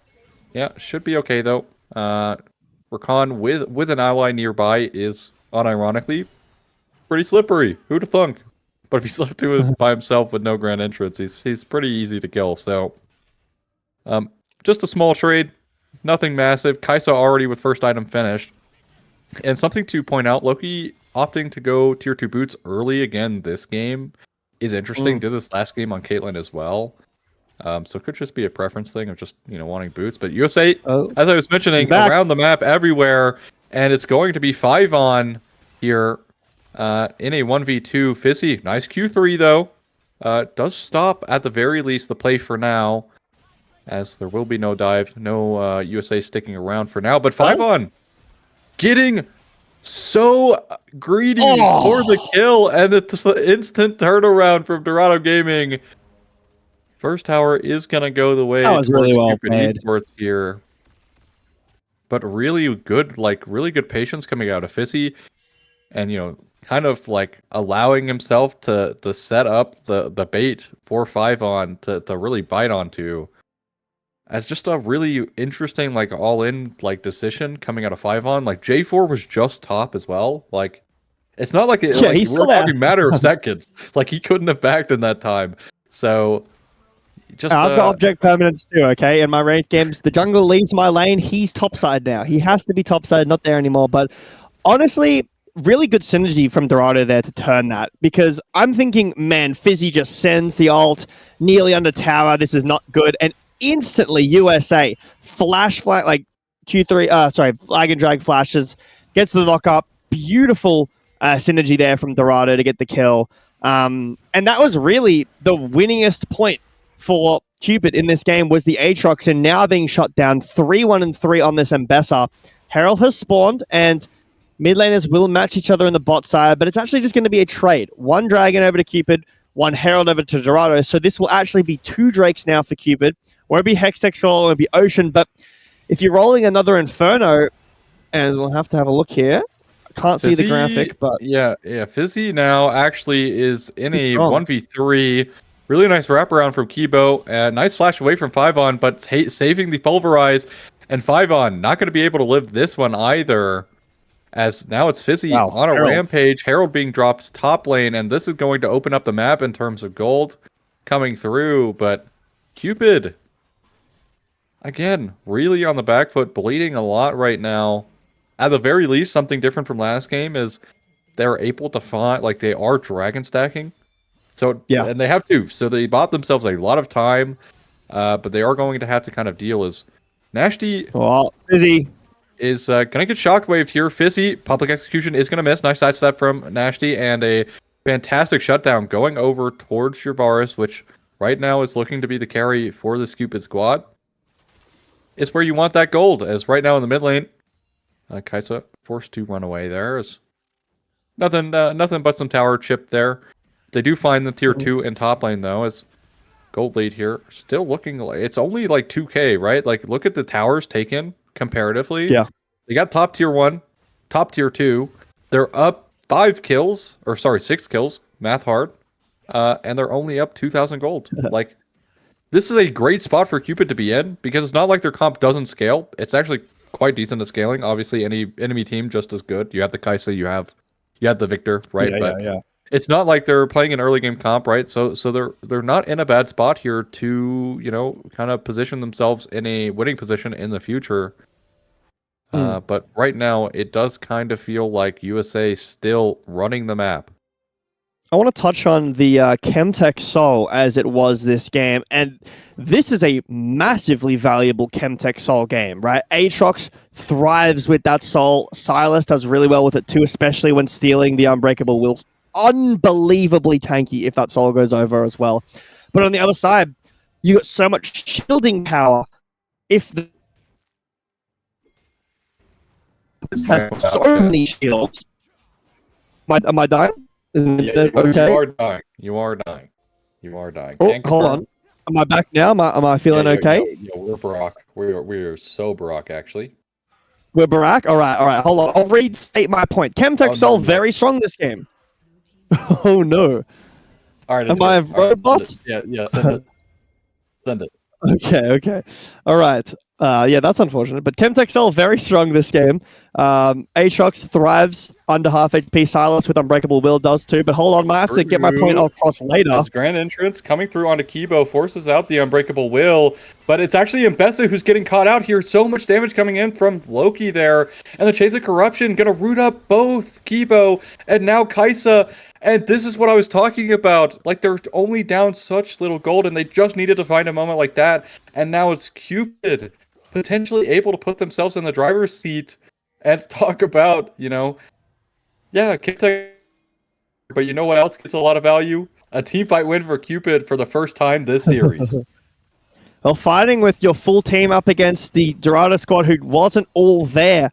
Crucially, some of the important members there that actually survived that fight, the Jarvan and the Victor, weren't able to get involved. You can see both of their ult and flash are still available, so they had tools for that fight. But yeah, to wrap up my point, it's just a really strong Chemtech Soul game, right? If Dorado Gaming can start stacking up these Drakes, Mbessa has so much shield, Jarvan has good shield, Cupid get a ton of value with the Chemtech Soul as well. So despite it being one of the more lackluster Souls with, big explosions and particles happening on the screen, it's still a really strong Soul this game. Yeah, I definitely agree. You have the Mbessa as well, who the shielding, but also, the healing, and also Mbessa kind of being great at, like, low HP states just due to the W shield, right? Like, and the healing she gets passively off of her ult. Like, genuinely, like, this is a crazy Chemtech Soul game for both squads. Kaisa, does put herself at threat a lot, so she is naturally just going to get lower. She doesn't really build, like, lifesteal in her build either, so kind of a great Chemtech Soul game. And, for the Chemtech Soul haters, this is the angle you're looking for in terms of, this is, like, kind of peak outside of, maybe like a Yumi or Soraka as a support or something. But even then, still a great soul for both squads here. And it's definitely Cupid now. TPN. Quite great. But no teleport on, no flash on Loki, so susceptible to a Cataclysm engage. As Drake started up here, as now, just some poke for now. Nashty picking up mid-wave. I'm looking for that shockwave play. It hasn't happened just yet. Cataclysm going away, and a nice steal coming through. And look at the Cataclysm under 3 and the Grand Entrance knockup. And it's not going to matter. It's just going to be a crazy play for 5 on here as Fizzy left alone in the backline with the public execution. And Cupid Esports showing life in the series, coming alive. And it's electrifying here as now Fizzy going to get chased down by Trixui. Nashty, Kill going to go over to Loki with a nice piercing arrow. Decker going to take his reset here as, Atacon started up here for Cupid. And they aren't able to connect onto Loki. Phenomenal play here for Cupid. Yeah, Dorado, I would say, end up getting the Drake but lose the fight. But no, a really, really nice steal from Trixui puts them on soul point as well. But it's the positions for Dorado. They're rushing the Drake down to try to maybe lose the fight or lose a couple of members for the Drake. But the positions aren't good enough for the fight to be ready. So the Cataclysm doesn't really get a whole lot of value. They Cataclysm themselves into a shockwave, which was really, really funny. But, I mean, 5 on this Aatrox just does so much work in that fight. Really nice double kill. And Aatrox thrives in those fights, right? When they're all grouped up and all close in melee range. It's not even necessarily the easiest Aatrox game up against the Victor and the Kai'Sa plus the Alistar, who can push you away and really interrupt your fight. But that's a fight Aatrox really likes. And Atacam, Soul Point, Baron spawning in 2 minutes, so still some wiggle room here for Dorado as he is defending a tier 1 shockwave, and Fizzy is just dead. Piercing arrow will actually miss. First one I've seen miss all game. Gotta miss one eventually, Loki, but they do find the tower. They find the kill onto Loki, not onto Loki, onto Fizzy. As potential collapse around this red buff jungle. Flag and Drag still available here for the J4. So not really going to have any more follow-up there, but interesting choice to defend the tier 1 as Fizzy, as that tower is just gone, and you probably go down with it unless your whole team's defending it, but not a lot left up available at the moment. Baron spawning in a minute 40. As actually, Decker might fall into the same trap. Unbreakable Will coming through. Flash forward coming through. Onto Nashty, though. He flashes out of the cage, but he flashes right into Alistar. So he's going to go down to Kai'Sa. As actually Shutdown goes the way of USA. As Trixui now in a 1v3. As it seems like Cupid just giving up the members here. Teleport coming through from Fizzy on the top side as well. It will be, at the very least, a slow... Never mind. They are going to call off a slow chase. Go collect the waves. And it's just back and forth play there. Ultimately, still Dorado favored because they are on the back foot, but Cupid's still able to knock down those towers. And yeah, bit of an overchase there from Cupid underneath the tower. But this is the strength of Soul Point, sorry. You can make a mistake like that. Baron's not up yet. You give over some shutdowns. Okay, that feels terrible. But you're still at a really, really threatening position with this Soul Point. The Chemtech Soul, like we've been talking about, very strong in this game. You don't really lose a whole lot other than a bit of gold over to some unimportant members. The biggest shutdown there went over to USA on the Jarvan. And yeah, sure, USA had a stunning early game and is still playing these fights really well. Great Cataclysms and finding some good CC, surviving through the whole thing. But Jarvan doesn't really want the gold anymore. This is a really interesting build from Alistar. Sorry, I need to say Kai'Sa. His name's Alistar. There's an Alistar in the game. This is the worst possible situation. From the Kai'Sa. This is a Shadow Flame, if I'm not mistaken, from Kai'Sa third item here instead of the Nashes. I've never seen that before. Yeah, interesting. Won't have actually might have the E-Evolve now, because you have quite a bit of attack speed, so should have E-Evolve, but yeah, interesting choice on the Shadow Flame. Maybe they just think they need more damage to, because again, right, they kind of do need the burst right now, as currently USA able to flag and drag away to safety. Teleport coming through from Nashdi to potentially defend that play if need be. Trixui not able to find Kaisa there. Nice E usage coming out from Alistair. So hard to walk not in here, though. Alistar. As No actually, TP they from find Fizzy. USA, big engage onto the J4, but J4 with an excellent cage, and look, they're thrown into the blender, and it's Aethel who goes down first. The Chaos Storm is just growing and growing and growing, and somehow Dorado Gaming might find themselves a win here, but it's still 5-on coming through, and it's Trixui and 5-on carrying the fight. Oh! And it doesn't matter, Dorado Gaming, Trixui with a triple kill 5-on, and it's Soul going over the wave Cupid in what looked like a game-defining play for Dorado to turn it back around. And somehow, worlds are ended, and they are in chains back in base. That was a really nice fight from Dorado. The Cataclysm onto multiple members of Cupid. The EQ flag and drag through to the other side so that USA doesn't go down immediately. Then the public execution and directly onto the ult, plus the ult from Victor. And so many members of Cupid die, but it's at the end, it's these big timed ults for Cupid that end up winning the fight. It's the World Ender with a couple of resets coming through and the Unbreakable Will on Trixui. They just aren't able to chew through these big members. A really nice fight from Thriven again.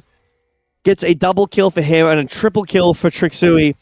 As you mentioned, Chemtech Soul now, which is devastating in this game. Baron has already spawned. There's really not a whole lot you can do.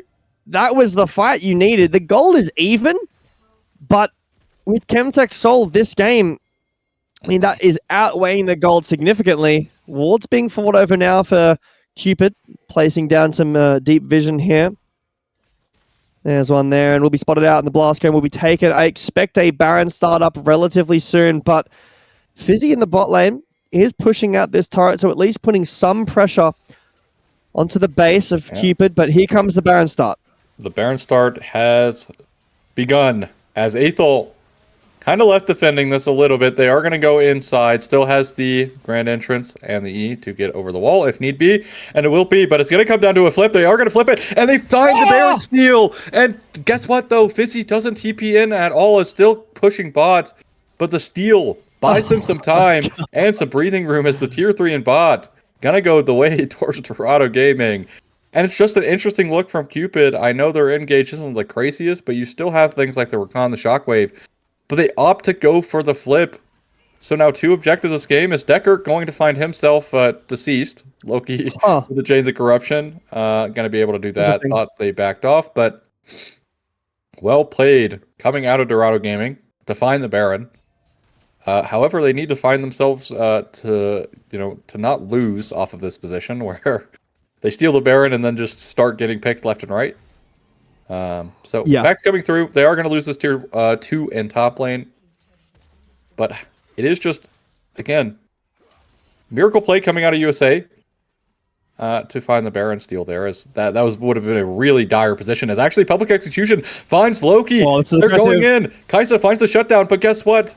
It's still the 2 MVPs of last team fight. 5-on and Trixui. Lil Fizzy forced to flash away, but he's getting so low. And the flag and drag in from USA does get the Q1 knockup, and USA just going to go down as well. And this is what I'm talking about. You cannot you cannot get picked off after you just stole Baron like this. Their Baron numbers dwindling down now to only 2 on Fizzy and Kibo. If Dorado had been more grouped and a bit faster on that play, maybe it goes better. The catch onto Loki was really, really nice, but then it turns into a 2v2, and man, does Silas and Aatrox love those small skirmishes. Cupid, all the remaining members actually get there before Dorado do, despite how far up the lane they are and how close to Dorado's base. So maybe all of Dorado weren't on the same page for that fight, but yeah, I completely agree. You stole Baron. You are able to delay a lot, so you're not able to get anything. It doesn't end up breaking the base. You will get an Elder fight most likely, but how do you even approach to getting in here? You need a perfect fight at this point, and beyond that, you need a miracle, like maybe a flank TP, but there's one ward down there too far away. That'll be spotted a mile away when you TP in. You take one down, you see what happens. Loki falls down in that fight, and Fiven and Trixui just take over the fight. You take down Fiven. Loki's in the top lane is Fiven in a 1v2. It's going to get knocked out. Does he even die? Nash to you, and he's going to turn it around. As actually, he's going in 1v2. Nashty finally here. And it's going to just be a reset out here from both teams. Fiven, a little uncomfortable sitting at half HP to keep chasing there. Nashty with a great teleport to dissuade any further engagement. But not able to connect onto the Aatrox as a trap being set here in the jungle. Trixui actually just forcing the issue himself. Trixui steals away the Unbreakable Will. It's kind of early though. Won't necessarily have this before Baron, or not Baron, Elder potentially. Maybe not. Might have it up, but just some decent poke going the way of Dorado Gaming, and resets coming out. The thing is, though, is that, it's a really good look onto Fiven in the top lane. Look at his ult timer, by the way. That is an F1 car speeding down the track. His ult is already back up now, basically, right? By the time this fight is starting, that massive teamfight tool is on. There's a possibility that Trixui won't have the Unbreakable Will. Maybe it was a little bit too early, but if they take an early fight here, he will have it. Elder now in 20 seconds as Dorado desperately try to walk in. Yeah, it's Fiven here. As actually engaged. They might have found someone here onto Nashty. Nashty with his Zanya's popped. Fiven teleports late. But it's still, they can't find the damage. There's a nice shockwave coming through onto 2 as Trixui in the Unbreakable Will. That's going to fall off now, but Fiven is just cooking them in a 1v3 in the backline here. Aethel is going to miss the Flash Grand Entrance. Fiven does eventually go down here, but it's all of the members left of Cupid's standing here outside of Fiven, who did excellent work in a 1v3 to finish this game, as they are going to chase Decker here to catch up the wave. Aethel going to finish up the wave. Decker going to try and base. It is going to be canceled by Nashty.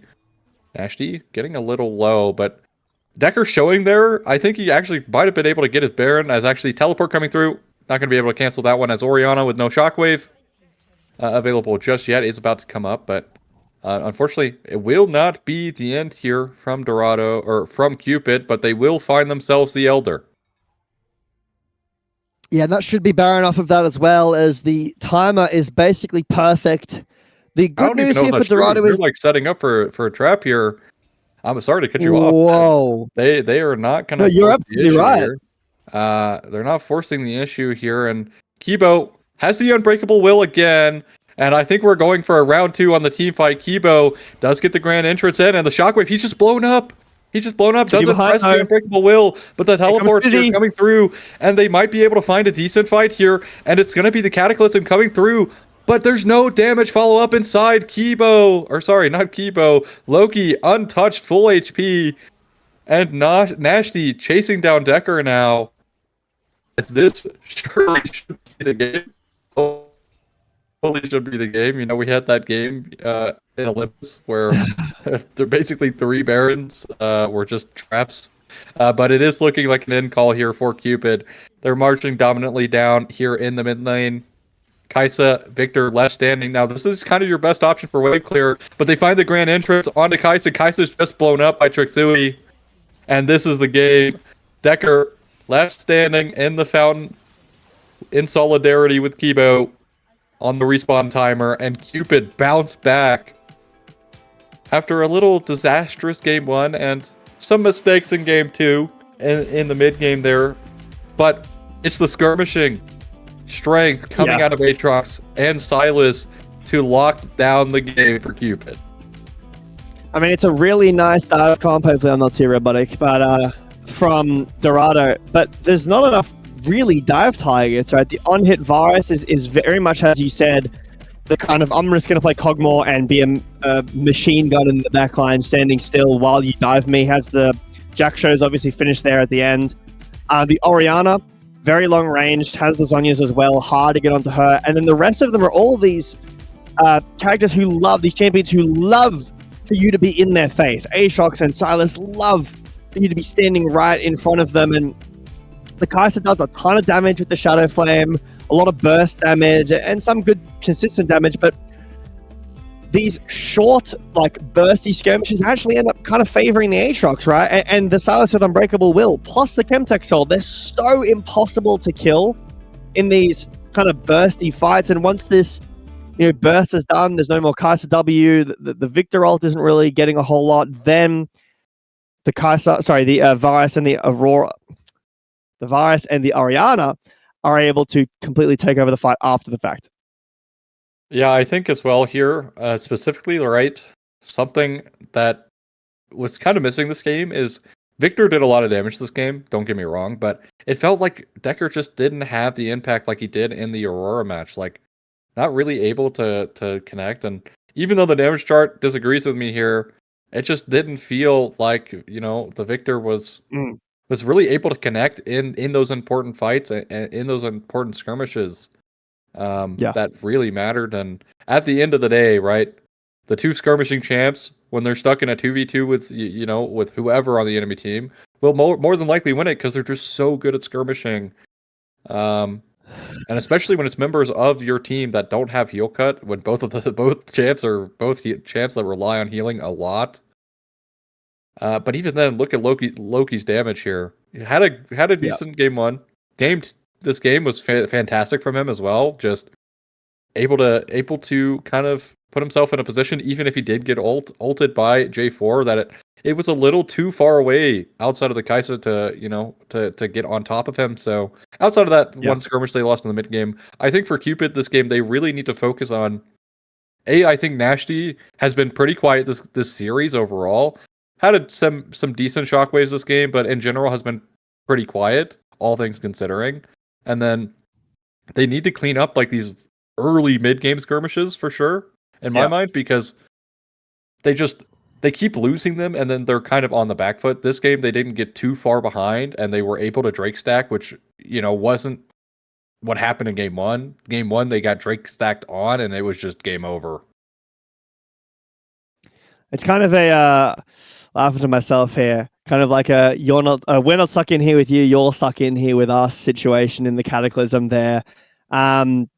Well, Carrot still has the potential to be right here about the predictions, but minimum we're going to be getting a game 3. Lots out.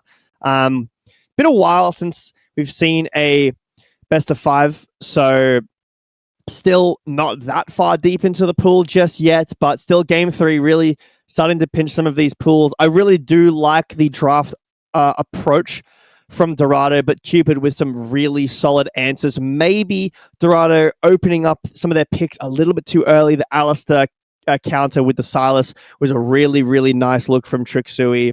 The Aatrox as well, really good answer that that Dorado didn't really have a lot on. The over invest into the AD carry bands maybe in the second phase could be something to point out at that. And again, it's something that I've been talking about the last couple of weeks and this week quite a lot.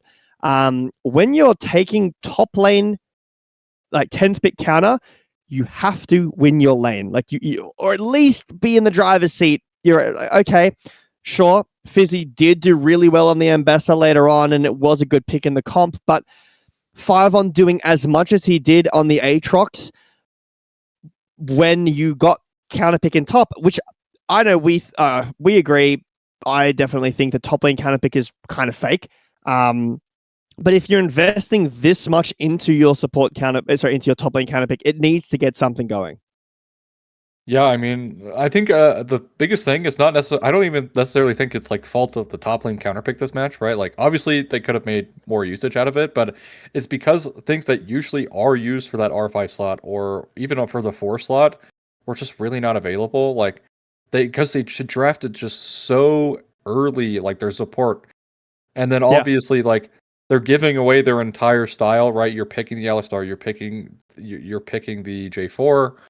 You banned away the Ezreal, you banned away Xayah, which is just like, oh, by the way, we're just gonna dive you. And then you block in Kai'Sa on 4, which is just flashing lights. You are getting dove this game.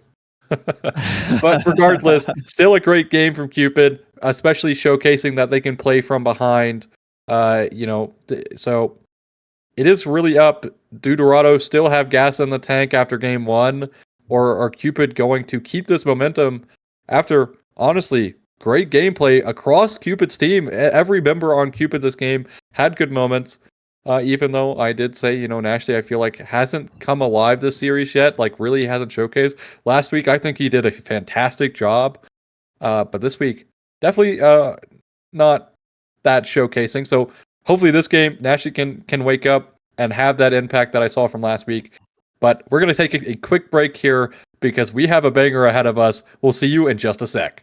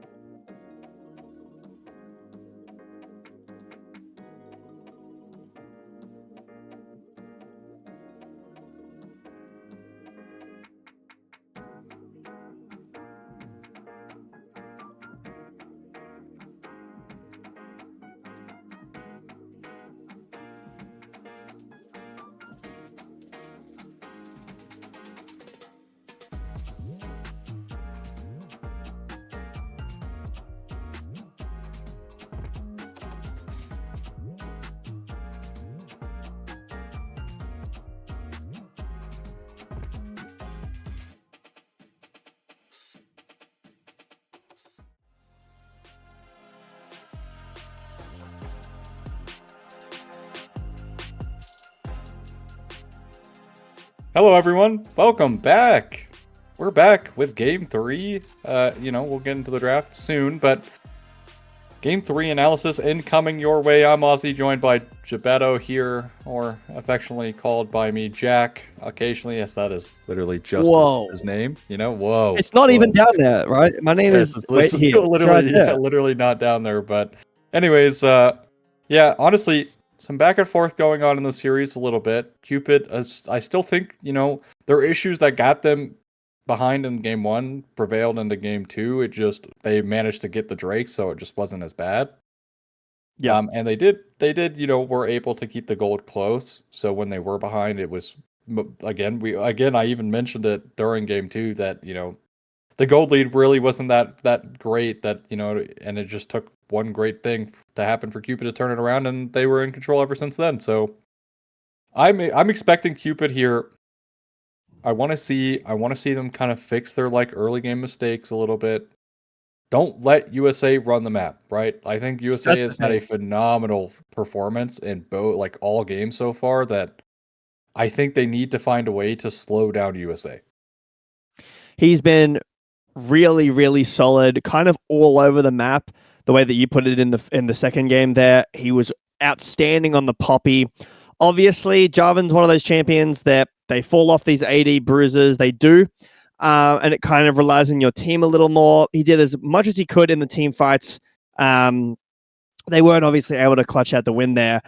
I'm really interested to see what the jungle matchup is for this final game. In that first one, the Poppy had a ton of value against the Wukong. In this second game, the Jarvan was against the Sylas. The Jarvan was winning quite a lot in this early game, but they gave the Sylas a ton of good ults. Mostly, like we were talking about, it was that unbreakable will, but there was one or two times, especially towards the end, that last fight where Trixui did pick up the public execution and use it to continue on the fight, which was really well played from the Sylas.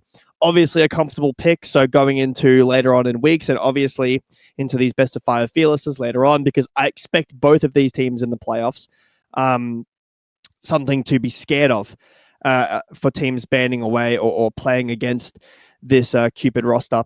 But yeah, there's still the Zinzao available. We saw we've seen the Pantheon previously, so still junglers that are available. My biggest concern here is that there is no Talia prior, there is no Azir prior either, which are things that have been really, really prioritized at World by other teams as well in these higher elo divisions, and maybe on half a step down from that, the Rise. Yeah, I agree. As we load into the draft for game number 3 of 3 here, Fearless Bands on the bottom of your screen here. So again, and also Rumble coming out as a ban from Dorado. So both teams seeming to prioritize the blue side, which is on par with what pros are doing anyways. So not too shocked to see that one come out, as it will be the Zenzel ban once again coming out from Cupid Esports. So at the very least, Dorado didn't ban Rumble last game on red side, which is actually kind of interesting because they didn't ultimately take it. And you know what would have gone crazy last game in the J4 cage into so many immobile carries? The Rumble. Just saying. An equalizer. Just saying, and it also doesn't have a horrible matchup into hey, there it is. Anyways, but Talia ban coming through. Way ban once again coming out from Dorado's side. So for the most part, ban's staying pretty similar to what we've already seen. Will be the Pantheon ban. You did mention that, as Pantheon does have his moments, and it definitely seems like Trixui does tend to side towards these bruiser styles no matter what, and it will be the first pick Scion. Not a lot of good options left up into him. Aatrox and Mbessa. Yeah. But one of the both really common options into it taken away in last game. Could be a Shogath here. I know that's something teams go towards. This is interesting because I know Orianna doesn't really have a whole lot of great time into Scion. Sorry. All right, I'm done. The Zinza and the Pantheon, both junglers that I was talking about, both banned away by Cupid, so not wanting to opt for a trade on either side of that, leaving the Scion open. That's taken. They're going with the Broken Blade Classic into the Scion with this Kled. Dorado opting for the Lee Sin, so two fairly early-ish game skirmishes here. Obviously, the Paranoia being able to create more chaos in fights, but I see your eyes go, ooh. But the Lucian, high execution impact on team fights, the Aphelios, something that you and I were talking about a little bit earlier in the week. Give me your opinion on this, Aphelios. I know that your take is very specific. I don't really like Aphelios right now. He's just a mage, right? Like, you just spam your Qs and that's kind of all you can really do. Now, granted, if you can find the great Moonlight Vigils, you can find like the Q snipes and you're given some space to work with, he can be quite strong, and he's still a great AD carry. Like, he does a lot of damage, much like any other AD carry. But is this really the comp you want to pick Aphelios into? It's Kled Nocturne. This better be the most massive disengaged support slam I've ever seen in my entire life, because I fear for this Aphelios pick. Well, Cupid agree with you there, because they're banding away some of those supports with the Lulu and the Renata. The Bard lock-in as well makes it ever more difficult to pick whatever support you want. Could be a Janna angle here. Could be a Yumi? No. So we're going with more engaged. They don't agree with you at all. My two favorite champions in the entire game are in the game, Lee Sin and Aphelios, so I'm a fan of them, but I do agree with you, Aphelios not in the spot he once was. This is still a very skirmishing comp from Dorado. Now, on paper, the support matchup is really tough. And you're probably not lane topping with an Aphelios either. Cupid here have a comp that's not maybe mainstream here, but they've got a ton of range with the Mel and the Ezreal. Great catch onto the Aphelios with this Bard pickup as well, which the Ahri is a nice answer into that.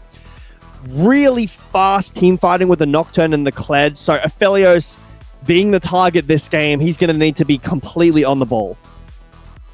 Cupid here drafting, honestly, it's kind of a pretty well-rounded comp. They have great engage options, I think a lot of people don't really consider Bard ult as engage, but it genuinely just is an engage tool, especially into immobile carries, which hopefully we'll see this game coming out of Aethel. But they also have poke with the Mel as we're loading up onto the Rift. They have poke with the Mel Ezreal, right? They have great snap engage tools with the Kled, with the Nocturne. And it kind of does feel like, if you're looking at Dorado's comp, that they just gave up on the Aphelios instantly. They're like, wait, but should we have picked Aphelios here? Because there really is nothing in the way of saving him here. As 5-on, getting the better of the trade. Level 1 is Q from Aethel going to miss onto Kibo. And yeah, overall, I do worry. And also, I think Mel's W gets so much value here. You can reflect the Moonlight Vigil. You can reflect the Charm. And that's kind of the only important things. You could reflect Lee Sin Q as well, to stop his. Can you take the Q? Can you take the Q if you reflect it? Yeah, on yourself. I don't know. Probably that should be a thing. It's a different. Probably not, because you have no extra button. Anyways, just some poke in the top side. 5-on. Will be Q start here from the Lee Sin. So no E start, no W start. Actually, I do appreciate that about Lee Sin. Being able to start literally all 3 of your abilities is, quite interesting for a jungler. So, anyways, regardless, will be the Raptor start here coming from Nocturne. Both junglers on the same side. As walk me through your ideal team fight for Cupid in general. I mean, I think that these side lane ganks are really impactful, right? With the Bard roaming with the Nocturne, the fact that these two are able to affect any lane at a moment's notice from very, very far away is really important.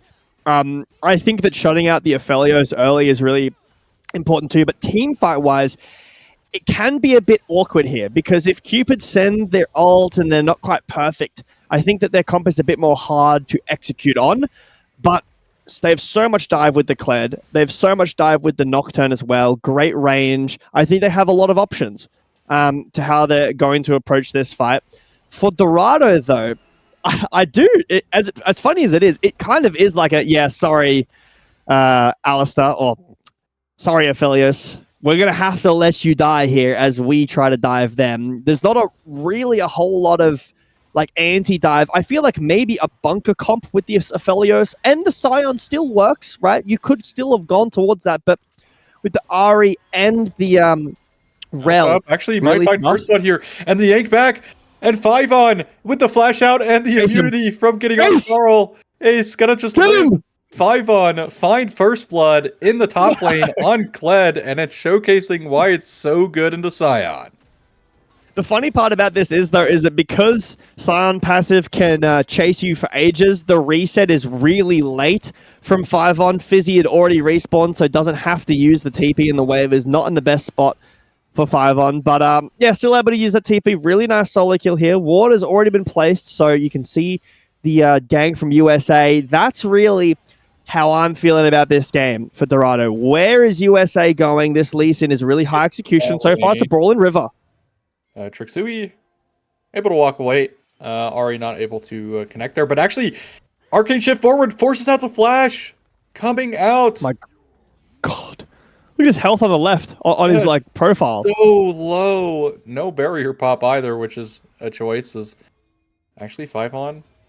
Not trading that great. Does utilize the Q to avoid the decimating smash, but overall, right? We're already kind of seeing like the how scary it is to play Aphelios this game. He's just getting eat on top of by Ezreal. Like that's just Ezreal by himself. It is early. That was Ethiel as well. Pop the heal to get a bit more movement speed as to send the Ezreal in. But I really like this answer from Cupid, right? They're pathing up aggressively to push out USA as he paths towards the bot lane, and then shutting down the bot lane themselves, getting a lead onto Loki that was good in game number 2 here. Look at this jungle pathing from Trixui. Snuck into the brush here. Let's see what he can get done. Just a base. Yeah, just a base. Lee Sin is already based. He's coming up here, I think, I believe preemptively, just to avoid a Lee Sin gank, because he knows Lee Sin camp cycling top, so no gank coming through, as Carl going to be popped here by the decimating smash. But yeah, so far 5 on actually at a really great spot once again. Gets forces Fuzzy off the wave. But this is a Aphelios with no flash, just going to be slowed up and a little bit of chip damage coming through. Arcane Shift, I believe Q did miss, so regardless. This is a lot of early game tempo coming out of Cupid that we just haven't seen yet, which I really appreciate. Like, this is great. Yep. I think all of their lanes are performing really well. The Mel is doing her best, right? She's not great early game, especially into something like the Ari, so she's doing well. She's pretty much even CS at this point, which is fantastic for her, and is actually 5 on. Thankfully, 4-5 on. The proxied wave does mean Fizzy has to respond, otherwise he loses a lot of XP, so nice force of the hand there from 5 on, and utilizing the HP bar. Will take the reset now, and we're looking at more downtime as a gank in the bot lane, potentially USA, but look, Trixui is here! Flash is available, but has the ward hop away. USA going to be okay. But Drake, I think, with this priority coming through and the chunked health bars from the bot side of Dorado, could just mean that Drake is going the way towards Cupid. A lot of pings coming out around it, but they're looking onto the Mel here in the mid lane. Don't find anything, but it is going to flip. They are flipping this. There have been so far 2 steals from last game. One Lee Sin's pretty good at that.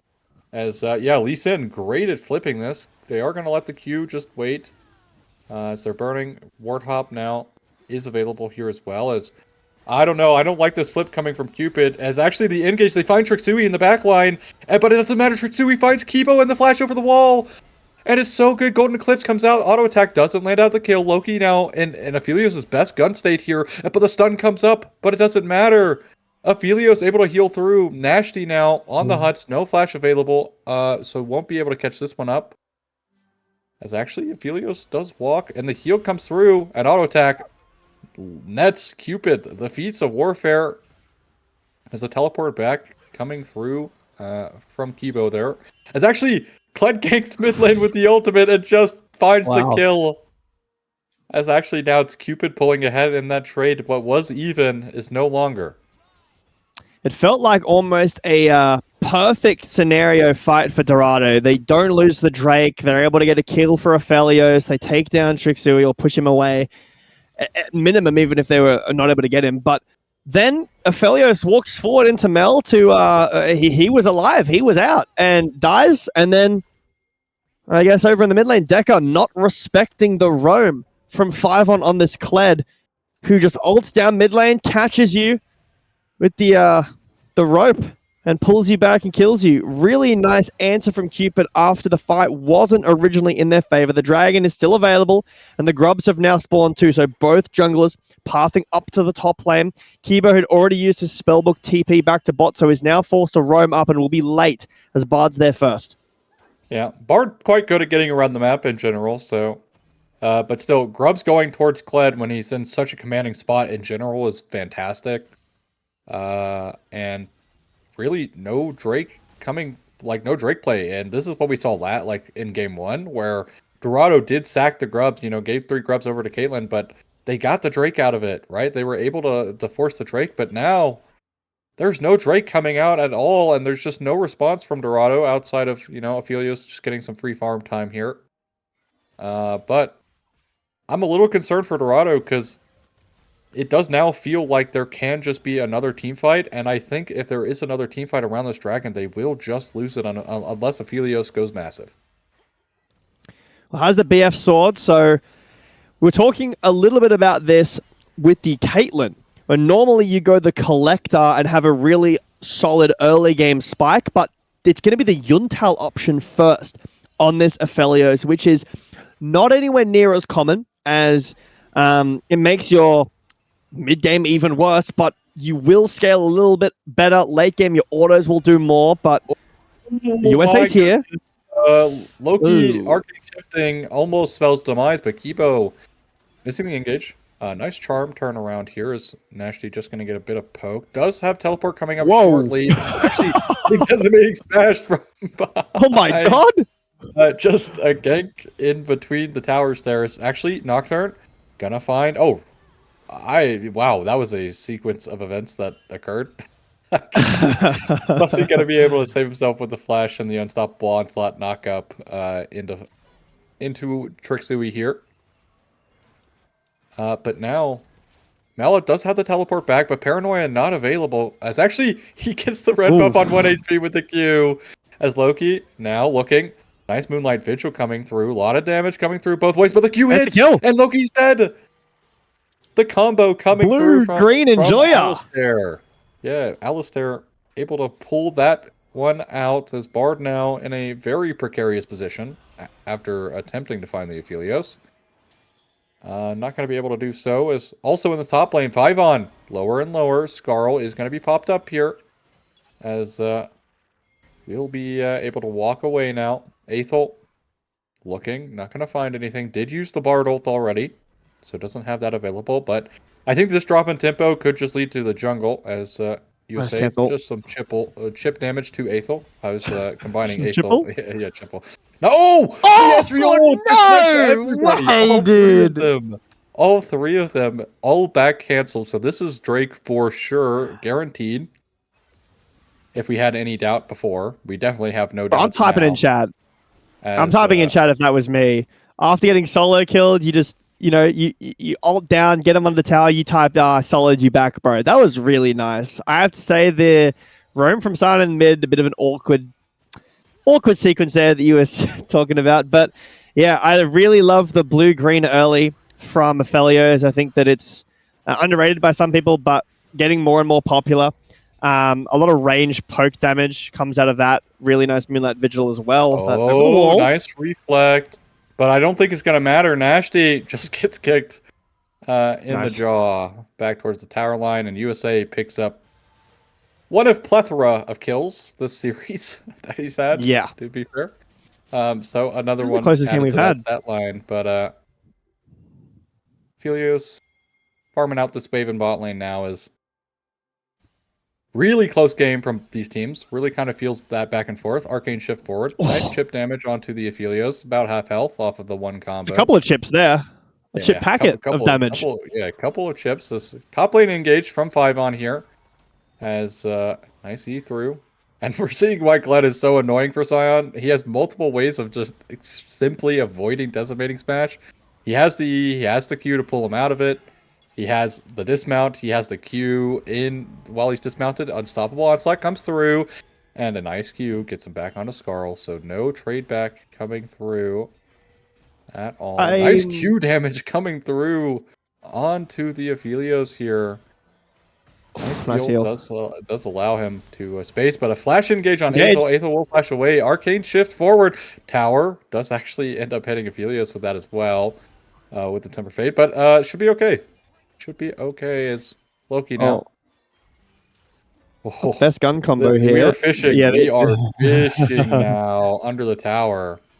Well, there's another fisherman about to join down this bot lane. It is coming through. Kled has ult. Kled has ult. 4-man dives.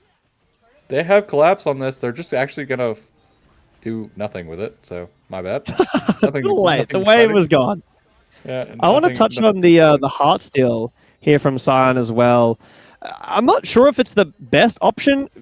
Okay, you can get some good stacks against Kled in lane, but you're against Mel, Ezreal, and Bard. Here comes in Paranoia. I think Fizzy is just gonna do the bounce thing. Yeah. Just die to hit the plates. Hit the tower. So yeah, he got it. He anyways, got it before they fell off. Yeah, so I suppose decent trade-off as second point Paranoia will be successful from Trixui onto. But look at the here comes behind. again. Has flash. The kick.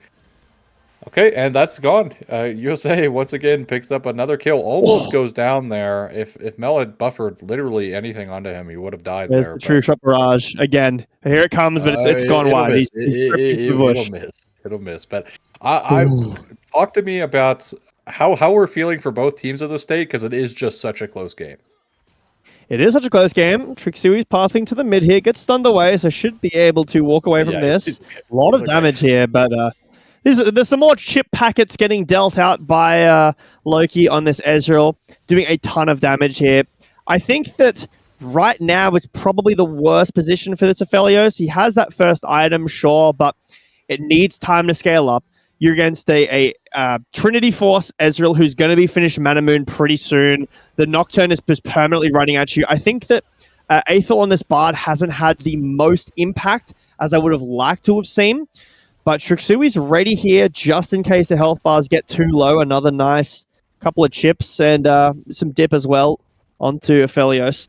But I really want to see a little bit more pressing of this lead. I think they're in a great spot. Herald spawned, and Aphelios is really low, so this Herald should go pretty comfortably over to Cupid.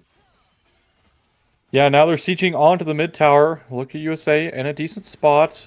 Does have the ult coming through eventually here, but look at the unstoppable onslaught. Flashes away. Aethel is getting rooted up, but there's no follow-up damage anywhere, and now it's just a turnaround. Golden Eclipse with Trixui's damage kills Kibo here. The pullback and a nice ultimate coming out of Bard. And a stun is actually not going to time up, but Aphelios doing quite a bit of damage himself here. But the fight should just be a reset out from both sides.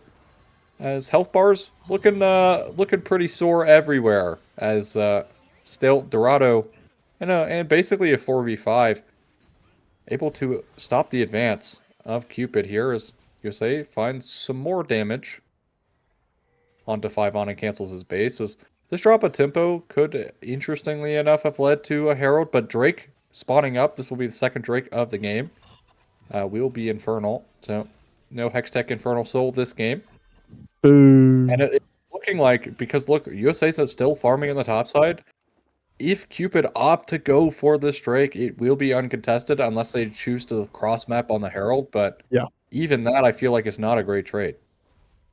Let's see how much Aphelios buys here. Full BF sword. I was tracking his base for a while. That fight, he was so low HP, but kept canceling his recall to continue the fight forward and wanted to be around with his team. But obviously sitting on quite a lot of gold there. Gets the BF sword purchase, has finished the cull as well. So not in a bad spot now. Waiting on that Infinity Edge. Will still be quite a while away. And Loki should be able to finish up this Mana Moon first. So that'll be a pretty devastating position. But being able to trade the Herald here is really, really nice. It's Chemtech Soul again, which it's a great game for Sion, but it's not the most effective Chemtech Soul this game. There's some good shields, Loki, Nocturne. It's great on Kled, but with these massive carries, Aphelios, Ezreal, Mel, you're hoping for something more impactful for them, but nonetheless, still 2 Drakes over to Cupid. It's not hold even on, a Herald. They didn't get the Herald. Yeah, they gave it up. They didn't have enough damage. Like, I they thought did that it was start but they a started it so late, and also on top of that, like, even if they get the Herald here, like, look at the map state already for Cupid. Like, it's already fully open, right? So even if Dorado had gotten the Herald, it really doesn't mean all that much in the way of, like, actually changing anything in the game for them.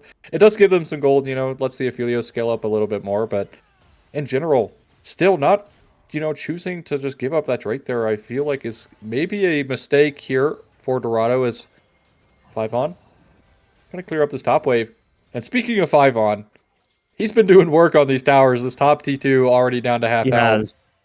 As look, they're kind of trying to bait in Decker here. Not sure they're gonna find it. Loki is just gonna get disco ignited.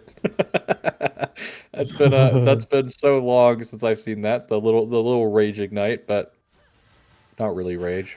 Players are probably. He's got spellbook. Yeah, he's got spellbook. He needs to get rid of it. He probably changed to it and then has to get rid of it. But yeah, nice survive there on the top side. For Decker, didn't get dove. Could have been very scary if the waves were a bit more stacked up. But yeah, Herald going over to Cupid. They're in a really great position. There is the finished Mana Moon now, waiting on the Cosmic Drive for Mel to be finished up. And this is a really scary Cupid squad right now. You're quite far away for some really impactful items, right? Sion doesn't have any armor at all. He's got he's got boots and then 1 extra cloth armor going to Sunfire Cape now, but really squishy. Just has the heart seal that I'm not the biggest fan of. The Lee Sin is getting to the point now where it's like, kind of not as important as the paranoia is unless you're really smurfing these team fights. There's the second item for Ari, so feeling a little bit better, but Aphelios is quite far away from feeling really strong as Decker's caught. And this is a lot of damage. Ultimate is available for 5 on if he chooses to use it, and he does it. And the flash forward, he finds a solo kill onto Ari, and now it's Kibo potentially getting picked out. Aethel will miss the Q, so there will be no more follow-up. 5 on, does remount up, does get kicked back. Redemption is going to miss. They are chasing Fizzy as well. I think 5 on is going to go down, but they're going to go engage all in onto Kibo here. And this could be a massive misstep. Moonlight Vigil does quite a bit of damage here. Not really enough, though, as they're pressing forward. Cupid going forward. Loki going maybe a little too far forward as Lee Sin is going to hit the Q, but he dies. He dies just barely to the damage. Loki living at such low HP. Nashty able to pick up the kill on the Rel. At this, it's so heartbreaking for Dorado. The fight was just so close. If Decker hadn't gotten picked out early, if this Aphelios had the IE, maybe there's a world. Decker engaging now here on a Nashty. Nashty overstaying. Does reflect the Q. Nice sidestep of the charm, but it's still going to go down to the Orb of Deception there. Honestly, kind of looked like he dodged it there for a second. So I was like, actually, wow, just True Shot Barrage after True Shot Barrage connecting. Check in PC as Atacon going the way towards Cupid after a hectic set of events. Yeah, I really want to highlight Cupid and how well they're able to play around the Aphelios. You mentioned not having the Infinity Edge, which is a big deal. Might have been able to really sway that fight if he did have it, but still, the Tempered Fate onto Aphelios only, and instead of it being a dive onto Aphelios and a catch, it was saying you can't hit for a while. We're going to target your team that really doesn't have a whole lot of damage. Then very nice play from Loki to just get these max range Qs off, takes down Aphelios. But yeah, still a while away from being strong. Loki now building towards third item. There's the second items finished across the board for Cupid. The Cosmic Drive, the Experimental Hex Plate has been finished. Fiven's been on 2 items for a while. This Kled is very, very scary. That was disgusting amounts of damage coming out from the Kled against Decker there in the bot side. Third Drake has spawned now. Cupid use the Herald in the mid lane to guarantee Prio. Not that they really needed to get Prio, they already had it. We'll take down the tier 2 and Oh, go Drift for a bit of a King. drive here.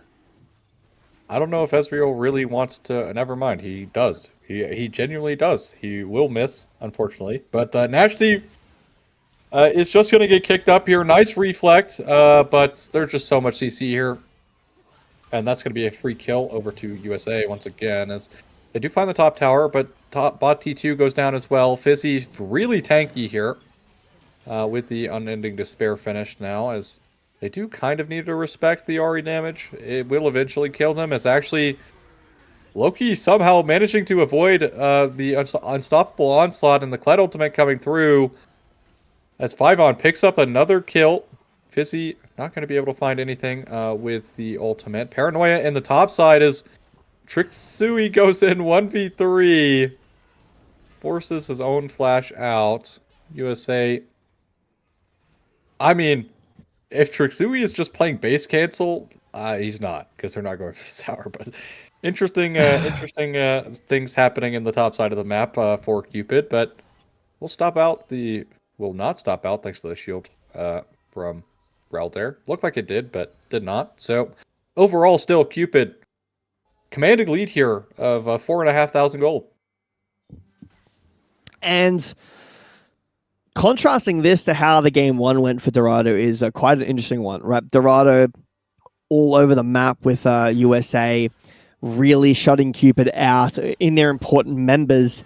And Cupid looked very helpless in that game, forced to surrender, in fact. But maybe it just was a reset of the mental, get us out of that game, go next, because they've looked so good in this third game. They looked pretty good in the second game too, and their early game has been so tight this game, and they're continuing it on into these later fights.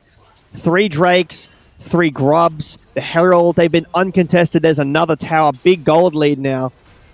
Yeah, as they look for the fight. Unstoppable Onslaught utilized to get himself out to safety. About half health now, but is still Scion, so that half health is basically all of Aphelios' health bar, let's be honest. As still, top tower, a lot of presence going around in this top side, as USA here on the wings does hit the Q onto Aethel. But Aethel is chill. He just portals out, and USA goes through the portal. Forces out the heal from Kibo. So little minor mistakes here. Walking through a choke. Kibo is really looking for that big play. I can feel it. Decker now utilizing the Spirit Rush as Baron getting lower and lower here as well on the top side of your screen. Paranoia comes through. Tempered Fate connects onto the Lee Sin. But look, it's the Aphelios left all by himself. And the Moonlight Vigil. I mean, honestly, with the True Shot Barrage. Loki has just been on point all game. Misses the Q. Misses another Q, actually. This actually could have just been an overcommit for their support. Potentially 5-on. Now going to go through. Nice Spirit Rush over the wall. And this is a winning fight for Cupid off of a just very, overextension. In terms of that entire fight, people just going too far forward, seeing red. And Dorado Gaming, give us a little bit of a game here. Yeah, it's still soul point for Cupid, which is, again, we're talking about it a bit earlier in this series. When you're on soul point, you're able to lose a fight, not lose anything on the other side of it if you play your fight well, and maybe an option to lose Baron, but not all the members of Dorado going up to the top side. So you don't lose anything, you're still on soul point here, but Loki, some mechanical misplays towards the end of that fight really cost them. But yeah, not the most necessary fight ever. It is kind of a fighting over air, seeing red situation, chasing into an Aphelios with a big Moonlight Vigil, shredding up the fight. And for this next one, he still has perfect gun order. It's going to be blue, red, red, white, green, white for this upcoming soul fight. Yeah, and he actually is holding on to blue. He still has quite a bit. Is you burning it a little bit now? But I feel like for this oncoming fight, maybe saving blue is something you can consider here. As was able to do a lot of a lot of damage in general, not just necessarily with the Moonlight Vigil, but also because of the Infernum auto attacks, just being able to cleave through the members. And I mean, Little Fuzzy is also starting to get really tanky, and realistically, Cupid's comp doesn't deal with tanks very well. Ezreal struggles with that quite a bit, actually. And the Melt doesn't do that great either. Does need a lot of spell rotations for that, but just some Vision Wars right now. Well, Dorado are losing an inhibitor, actually, as 5-on is pathing down. Forces here to base. Oh no, they actually can be getting in. pinched here. Like, Decker is in base here. Nice. Oh my goodness, the True Shot barrages are just on the dragon. absolutely nuts. His soul's been taken. Yeah, Trixui is just doing soul right now. As actually Aethel, again. Oh my goodness, when Ezreal's connecting on anyone other than the Scion, though, man, is it scary. Little Fizzy, though, really not taking damage, but engage onto 5-on. Unstoppable Onslaught connects onto Aethel, though, and he's not going to get the Redemption heal off. It's 5-on now in a 1v4, as it is red-white currently. Nice dash away. Golden Eclipse doesn't land onto anybody, and Trixui just sends himself to death in a 1v4. Nice Arcane Shift coming out of Loki, but really, there's not enough members here. 5-on's quite tanky. Loki missing the Q, not able to find USA, but the true. Oh my god! Oh my god! Dodgeball over here. Oh my goodness! I mean, if the flash doesn't come through, that's another hit. Loki might not be scripting on the Qs, but these ultimates have looked just absolutely disgusting. But still, it's a winning fight for Dorado. Nearly take down this mid tower. TP in. This actually could very well just be so bad for them. Nice teleport awareness coming in from 5-on, and the Kled ultimate picks up a double kill for himself, and Aphelios is off the board. Soul is gone. Baron now will most certainly be gone, because something that has been holding them in these fights has been how well Alistair has been playing on the Aphelios and the amount of damage he's able to dish out. But now that's off the table. It's just gone. They're not even going to try to contest, which I think is the right choice. But still, some errors from Cupid, but a massive one. Put them back in the driver's seat very, very commandingly. Now, it's a really nice setup from Cupid, right? They flush out the vision and the top side around Baron. Their jungler, who, I mean, he could be anywhere. No, he's on the dragon. He's taking soul. While 5-on threatens the base and a pinch at the same time. The setup was great. But Trixui just sends it way too deep without his team being able to follow. And the fight looks very dire for Cupid, but an overstay from the bot lane from Dorado. TP back in from 5-on is able to net a double kill and the Baron over. In these longer fights, the Kled is suffering, but in those smaller skirmishes, the Kled just takes over right now. Baron on every member of Cupid. 2 minutes on this Baron to see if they can push for the end here. Yes, actually, Fizzy gonna take quite a bit of damage. Black Cleaver is available, is online. Like, look at this. This is the strength of Kled into the Scion. I mean, we've been talking about it all game. Paranoia coming through, forces out the flash, but the kick onto Trixui. Trixui, once again, might have gone too far. And he's going to die. 5-on. Doesn't have ult available. Can get run down here a little bit. Looks like they're going to give it up.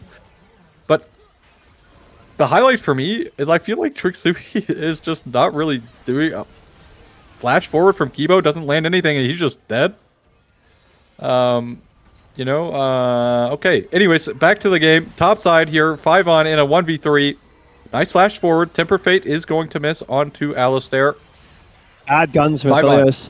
Yeah, 5-on. Oh my goodness, this damage coming through onto the Scion is just disgusting. Golden Eclipse locks down USA, and it's just Aphelios and Decker now left standing. Scion passive about to die against Baron. Health bar is pretty low here for Cupid. Moonlight Visual gets reflected though by Nashty. I said this game he needed to wake up, and when it mattered most, he did. Nashty and Cupid Esports claim a pretty convincing 2-1. All things considering, pretty convincing. And finally, give us our first team to be first place this week, as breaks up the 5-way tie to make it a 3-way tie. Well, one thing that wasn't very convincing from Cupid outside of that game was their early games.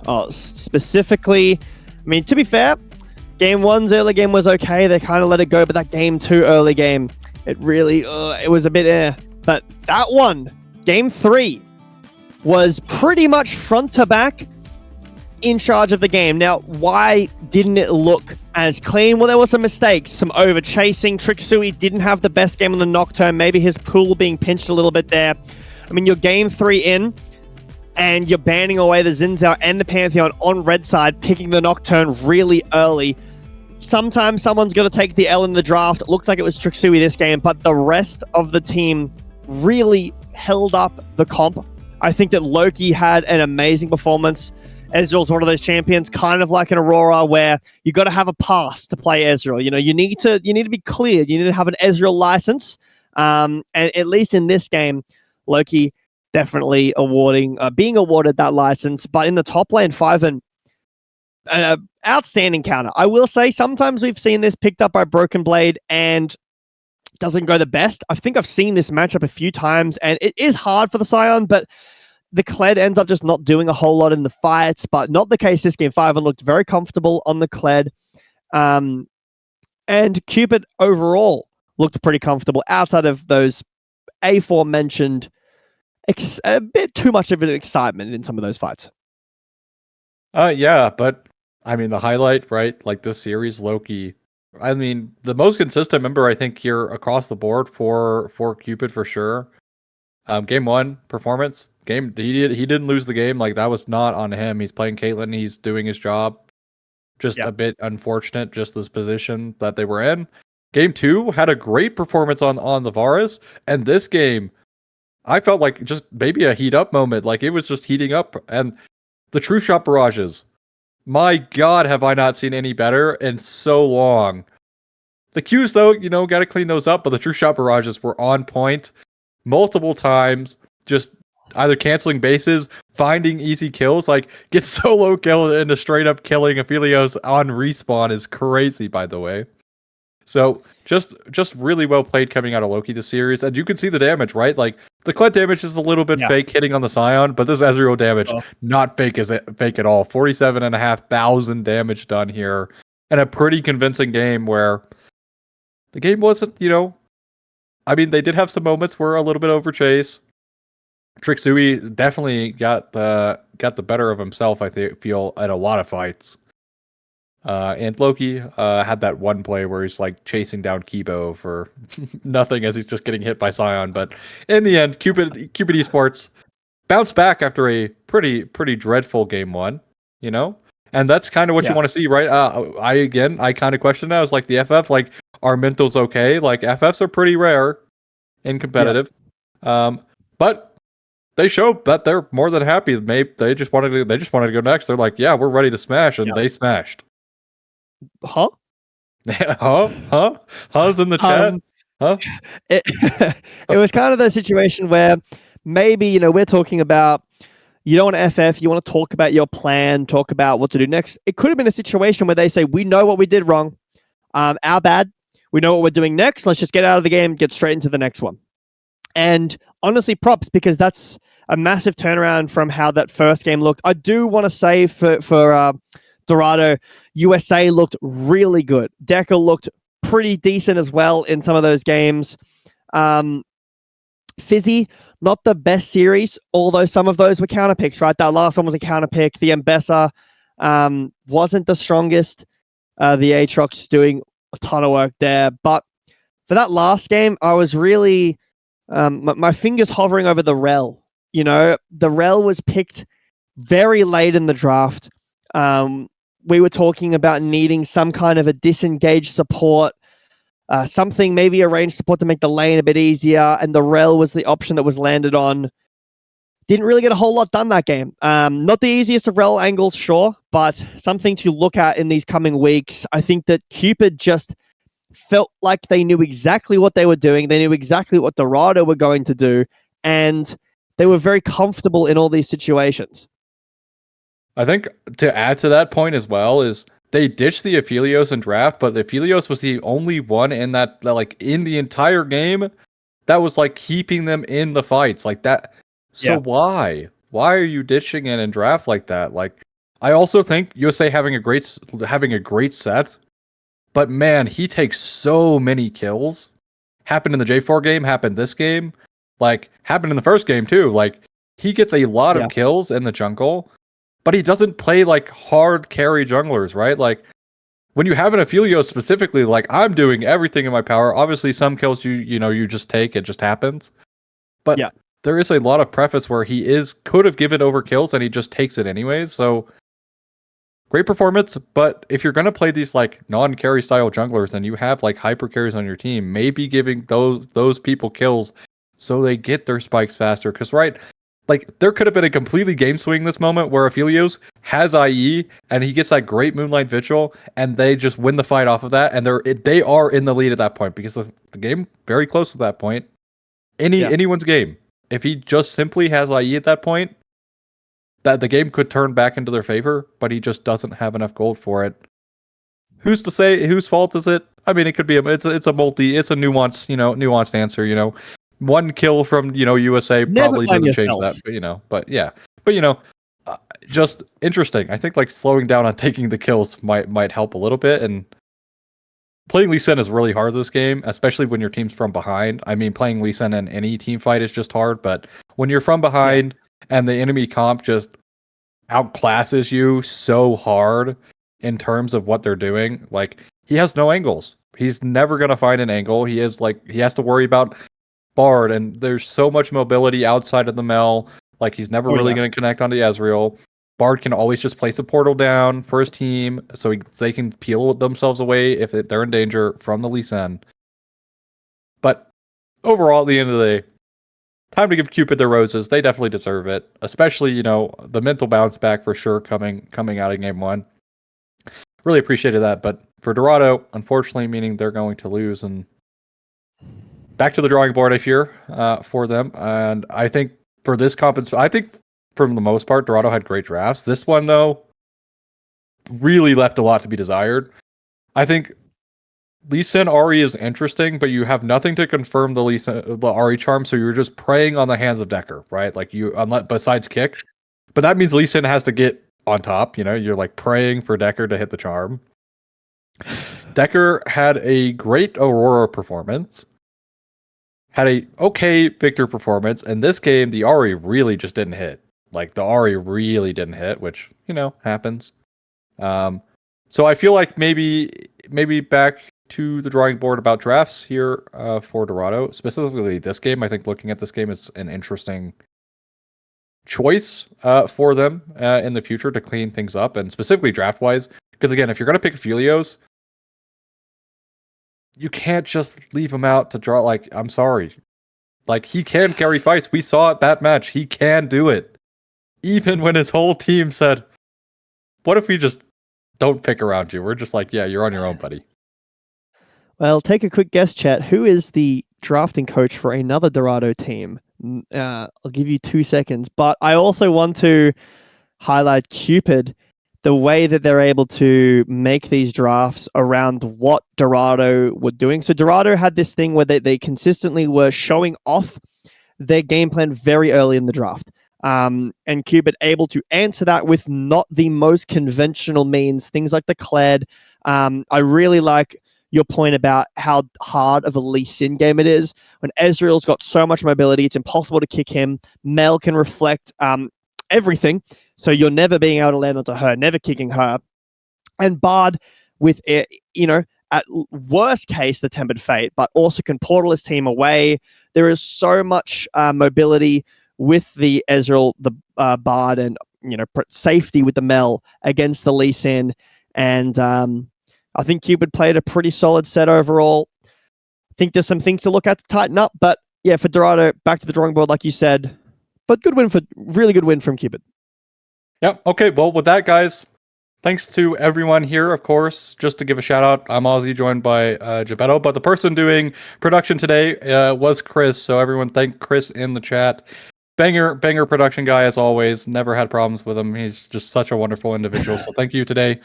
That's massive glaze, by the way. Glaze warning in the chat. Glaze warning in the chat. But yeah, overall, thanks for watching, everyone. Thanks for coming out on this lovely Sunday evening. A little bit late for the Eastern gamers, but hopefully you guys sleep well. Have a beautiful rest of your night, and we'll see you tomorrow, where I'm sure there's some kind of action happening on Titan every day of the week.